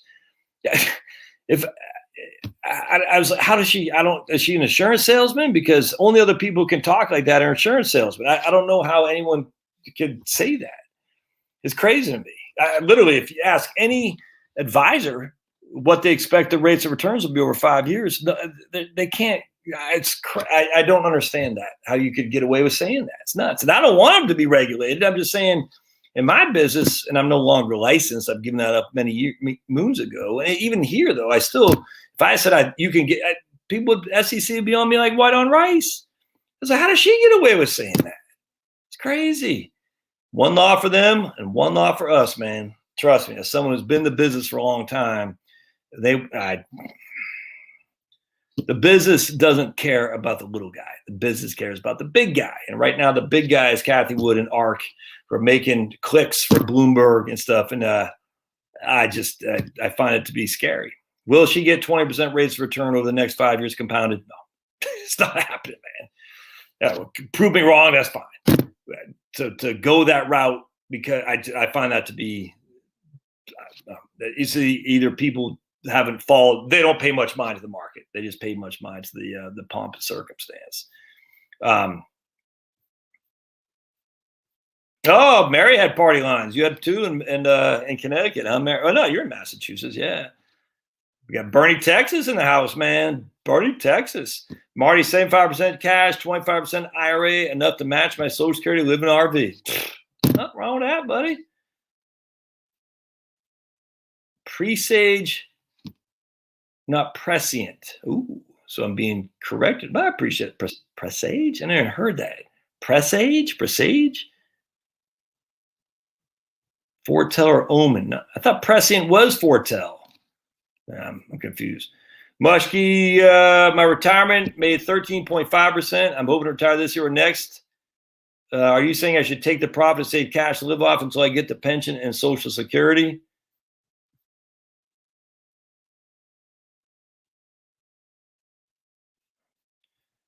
I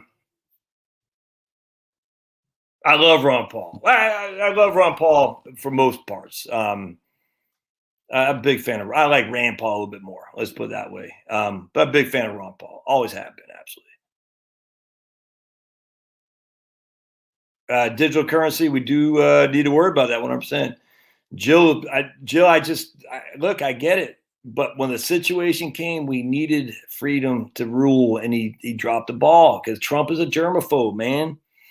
And he fell for it. He fell for the idea that hundreds and hundreds and hundreds of thousands, millions of people were going to die under his watch. And he said, I'm not going to allow that to happen. And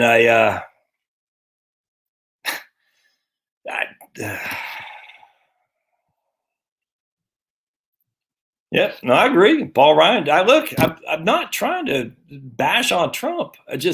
This last year, how could you not see what was going to happen, man? If you just listen to Rageahog's video, the Razor Fist, Rageaholic, he talked about what happened in 2018 in Arizona as a presage or whatever it is for the mail-in ballot fraud. And just watch his video on that. This is before this election. He goes, the same damn thing's going to happen here. We saw it in 2018 in Arizona. We saw the same damn thing. Why do you think they were so hip on saying vote by mail? And then the thing that pisses me off the most, they started saying, oh, we didn't mean to vote by mail. We want in person, as if, do you think the Democrats ever tell the truth? No. You see it. Man, I'm sitting there thinking, wait a second, you guys are all hip to vote by mail. They're like, well, we didn't get enough votes.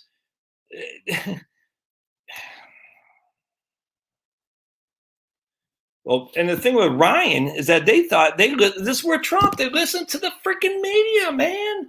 Ryan thought Trump was really in cahoots with Russia. That's why they didn't push anything through in 2017 and 18, because they're like, we don't want to go down when Trump goes down because of Russia. I'm like, freaking idiot. Don't you know? How could you not? If you're a Republican, read the New York Times or the Atlanta Journal-Constitution or the Washington Post, you literally need to be removed from office. You need to be removed. If you're a Republican and you're watching CNN, you need to be removed. You are a freaking idiot. You're an idiot. If you're an office holder, but I got to see what the opposition says. No, you don't. No, you do not need to see what the opposition says. It's going to cast doubt on your thinking. I'm telling you, man. I'll never forget a guy named Bill McComb ran for governor against Rick Scott. I remember listening to us driving back someplace. And it was in Florida, and he ran for the primary, the Republican primary. And McComb was pretty good as a congressman for Florida. But I'll never forget, he goes, yeah, look, I got the endorsement of the Orlando Sentinel, whatever the hell it's called, the freaking Tampa Tribune, whatever it's called. Yeah, but my opponent, he's not getting any newspaper endorsements. And I said, hell's bells. That's all I need to know. I'm voting for your opponent, fool. Rick Scott. Obviously, I couldn't vote in Florida. I was, what are you, freaking idiot? Do you think any Republican Party thinks the media is operating correctly? I couldn't believe it. I'm sitting there. What is a freaking Republican saying that I got endorsements from media? We despise the media, you fools. We despise the media. To freaking use that as a badge of honor. I got the New York Times endorsement. I've said, then you are the problem. I don't understand this, man. So these guys, Paul Ryan, they said, well, the guy on CNN, the guy on the New York Times says Trump, we got him dead to rights on Russia. You freaking idiot. Well, of course they're going to say that. That's the thing, though, Jill, with mail-in ballots. I'm like, Trump, can't you see where this is going? And don't forget, by the way, we've heard they had that Trump had the freaking watermarks. Just the whole thing. I'm sitting there thinking, at the end of the day, he played it wrong, and it cost him. I remember listening to my man Steve Deers, I think, over at the Blaze, and the Blaze. I'm not sure Glenn Beck is still there or not, but the Blaze was never keen on Trump, and I don't think Deers was. But he was like me. He was a freaking Ted Cruz guy. In 2016. So he wasn't a squish. He wasn't a Kasich guy. But anyway, he said if Trump loses, he only has himself to blame because he let Michael Pence in charge of the pandemic reaction. I could not agree. That was 100%. I thought he said that like in August. I'd never forget that. I said, man, that's so spot on. Because Pence had Birx and Fauci, and he let them run rampant. And but buck stops at Trump. I'm not saying Trump didn't do wonderful things and he had the whole world again. I'm 100% saying that. At the end of the day, that does not excuse the fact that the buck stops with him. However this thing came to be, it was under his watch. And I'm pissed by it. I'm not going to lie to you. You could see it's a mile away. And this level of – I just wish the Republican Party would just stop paying any attention to what the media says. It's just – it's not even it's the voters too. If the media says it, the first thing you say is, I don't think that's right. The first thing you should say is, yeah, I'm not sure I believe that. I was listening to Adam Carolla be interviewed by, Rubin's name, David Rubin today. And they made a great point. Profound. So I guarantee 5 years ago, if you would have asked just a run-of-the-mill person in the streets, if CNN said something, if they would have thought it believable, they would have said yes. I guarantee now if you go a random guy say, yeah, I'm not so sure I believe that if it's from CNN. Because this media has shown their true colors, that they're lying sacks of excrement. And I just wish the Republicans would have been like that from day one, because I've known this for years and years and years and years. All you got to do is listen to Rush Limbaugh. If you listen to Rush Limbaugh, they say they lie here, they lie there, and they lie there. And you're like, dude, and or just read it. Read the New York Times from the 1990s, early 1990s. How can you read a New York Times article and an article that's not on the opinion page and say that's fair? It's not fair. You can, if anyone just would freaking read, you could say the media has never been fair. And then you start reading the history, not only about Walter Duranty, the commie, but then about Walter Cronkite. And then you learn about the Tet Offensive. And the media is dastardly. And they just, if the media says it, you have to assume they're wrong. You have to assume not only they're wrong, they're lying. But and Paul Ryan, Trump, McConnell, I guess Trump because he loves the media, but he had a bit way different. But all these other guys, man, the New York Times says they never ask a Democrat, Nancy Pelosi. The Washington Examiner says this. What do you think? She goes, I don't care. Fox News says this about you, Nancy. I don't care. But they always say, well, CNN says about you, Paul Ryan. Oh, well, let me tell you where they're wrong. Just stop freaking. Stop granting the premise.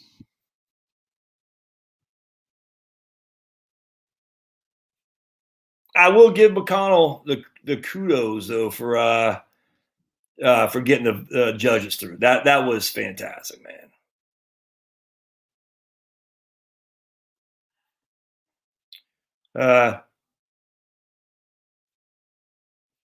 Yeah, I was going to agree with what you said there about the number of votes that Steele got. I agree with you, Jill. I just, as we and I have emailed at the end of the day, it doesn't matter. If there's not anyone who's going to do something about it, it doesn't matter. Yeah, people, let's see here.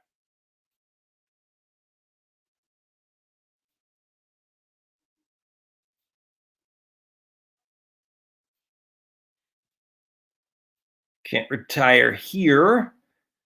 Left California, moved to Oregon where my daughter lives. Yep. She won't be impeached. Freaking Kamala, she's not going to be impeached. I don't want to play that game where we impeach because we don't like the other side. You know, the Democrats did that to Trump to get back at the Republicans for doing to Clinton. All right, quid pro quo, whatever the hell it is. Let's move on. Let's win by having California people move, and then we can win fair and square. Yeah, for accumulation, I don't think you're going to beat VTI in the long run. I just don't. There's no way because again, the ups and downs of various aspects of the market. Some things do well, some things do poorly. VTI will have a little bit of both, without question. Don't bet on the Bruins unless you want to lose money. I tell you, one of the things I was listening to my man Finn McKenty over at the Punk Rock NBA. He did a video. He said, when he stopped playing video games, he found he had so much more time. He became a lot more productive, and now his business is taking off. I said, same thing happened to me when I stopped watching sports. Out in the garden more, do more videos, do more writing. It's amazing how much time and effort and energy I wasted just watching other people play games. Stupid. And I don't watch any sports now. Crazy, man. So big fan. Anyway, if you're into a Punk Rock NBA, my man Finn, Finn. I did not name my dog after Finn. Finn McKenty, big fan of his. He's a good guy. He's a good guy. I don't want to say he's probably left of center. He's more apolitical, but a good business acumen. And he's got some stories about dealing with depression, dealing with drugs and all that, and coming out from it, and meeting his wife, and just starting a business from scratch. Big fan. I interviewed him 9 months or so ago. I just like hearing stories about people who are not afraid to talk about the stuff they had to overcome, and not like, look at me, I overcame, whatever, but just saying, look, I made some mistakes, and here's where I am, and I was able to overcome from my mistakes. I like that a lot, actually.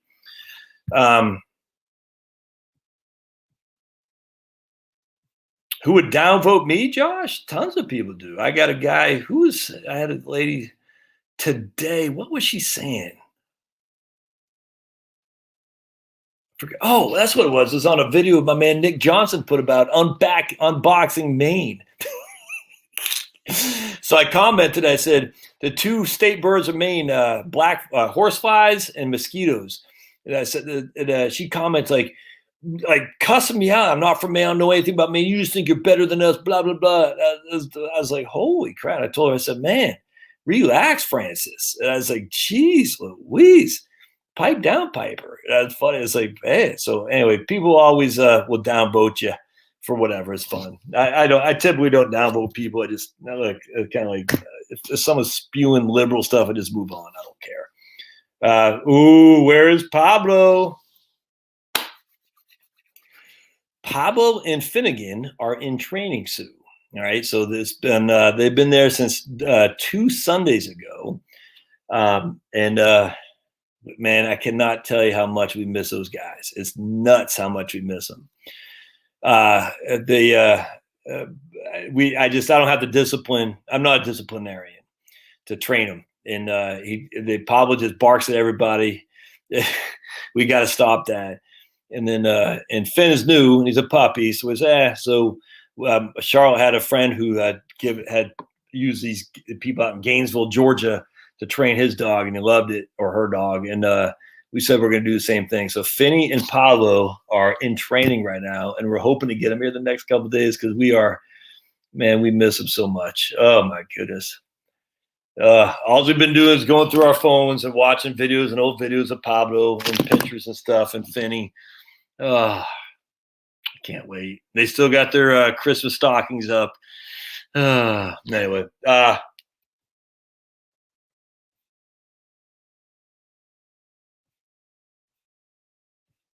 right. But that's actually a good point. Vinyl says if you want an index fund, I recommend an equal weighted S&P. He says 105. I actually agree with that. I will do a video on that tomorrow. I think the equal weighted S&P 500 fund actually probably has more upside than a pure S&P 500 cap weighted right now. There's a video I did, I think about a year, maybe a year and a half ago. Mark Holbert had written an article in Market Watch talking about this.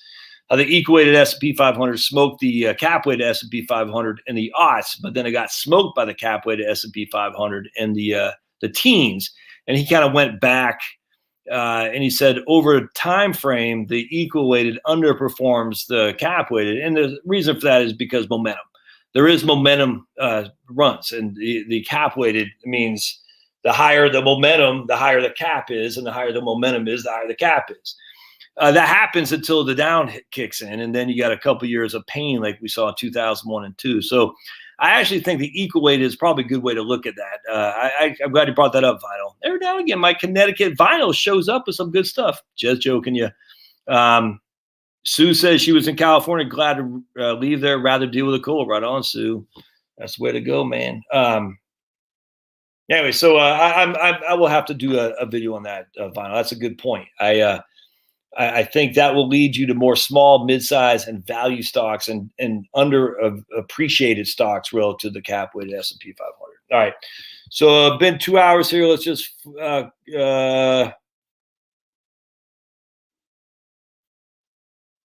mortgage REITs have been on fire. Really? Mortgage REITs? Jeez Louise. Not Jill, I know. Biden is I get it 100%. I still always remember they got the guys, those border patrol guys that Trump just pardoned. And yet here's Sniffy Joe. Look, it's nuts. It's nuts. And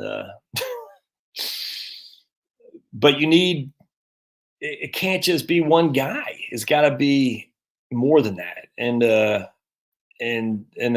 I think there's going to be more than that going forward. That's why I'm excited, because I think at the end of the day, if you're a Republican coming up the ranks and you've seen what's going on, you're pissed and you're saying, I get it. McConnell, these other, freaking what's his name in South Dakota, John Thune, these guys have been around for a long time. They're the old Republican Party. And they're not long for they're just not long for it. They're going, probably because this will be his last term, surely. Thune is still young, but he's not that young. You see what I'm saying? And some of these guys are going to go, and when they go, they're going to be replaced by a new breed of Republicans. Ohio, they got Mike DeWine. That's the problem. We got too many of those kind of guys. But at the end of the day, I just think Trump would have matched under people's butts to say, you can be like this and win. You don't have to be like that. Jeb Bush is and win. You can be like this and win. And I maybe it's wishful thinking. We shall see. But I think 2022, 2021 in Virginia will be a good place, a good starting point to see who wins the nomination for governor in Virginia and what the state house does. It will be interesting to find out, because that is always New Jersey, Virginia always votes the year after the presidential election. I don't have any hope for New Jersey, but Virginia I do.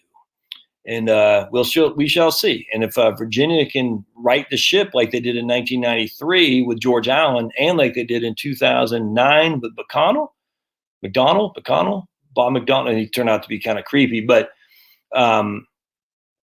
probably a good omen for what's going to happen in 2022 and then 2024. Yeah. All right, my friends, I'm going to get out of here and go get some hot tea. Appreciate y'all being here. I will not unite under Sniffy Joe because he doesn't. I still have my Exxon. So I made money. I'm not selling it. I'm going to hold it for the dividend forever, man. That's a fact. So, all right. See you guys. Thanks again for being here. Mucho gracias. Appreciate it. Happy New Year. Hang in there. It's all good. All right. We'll see you.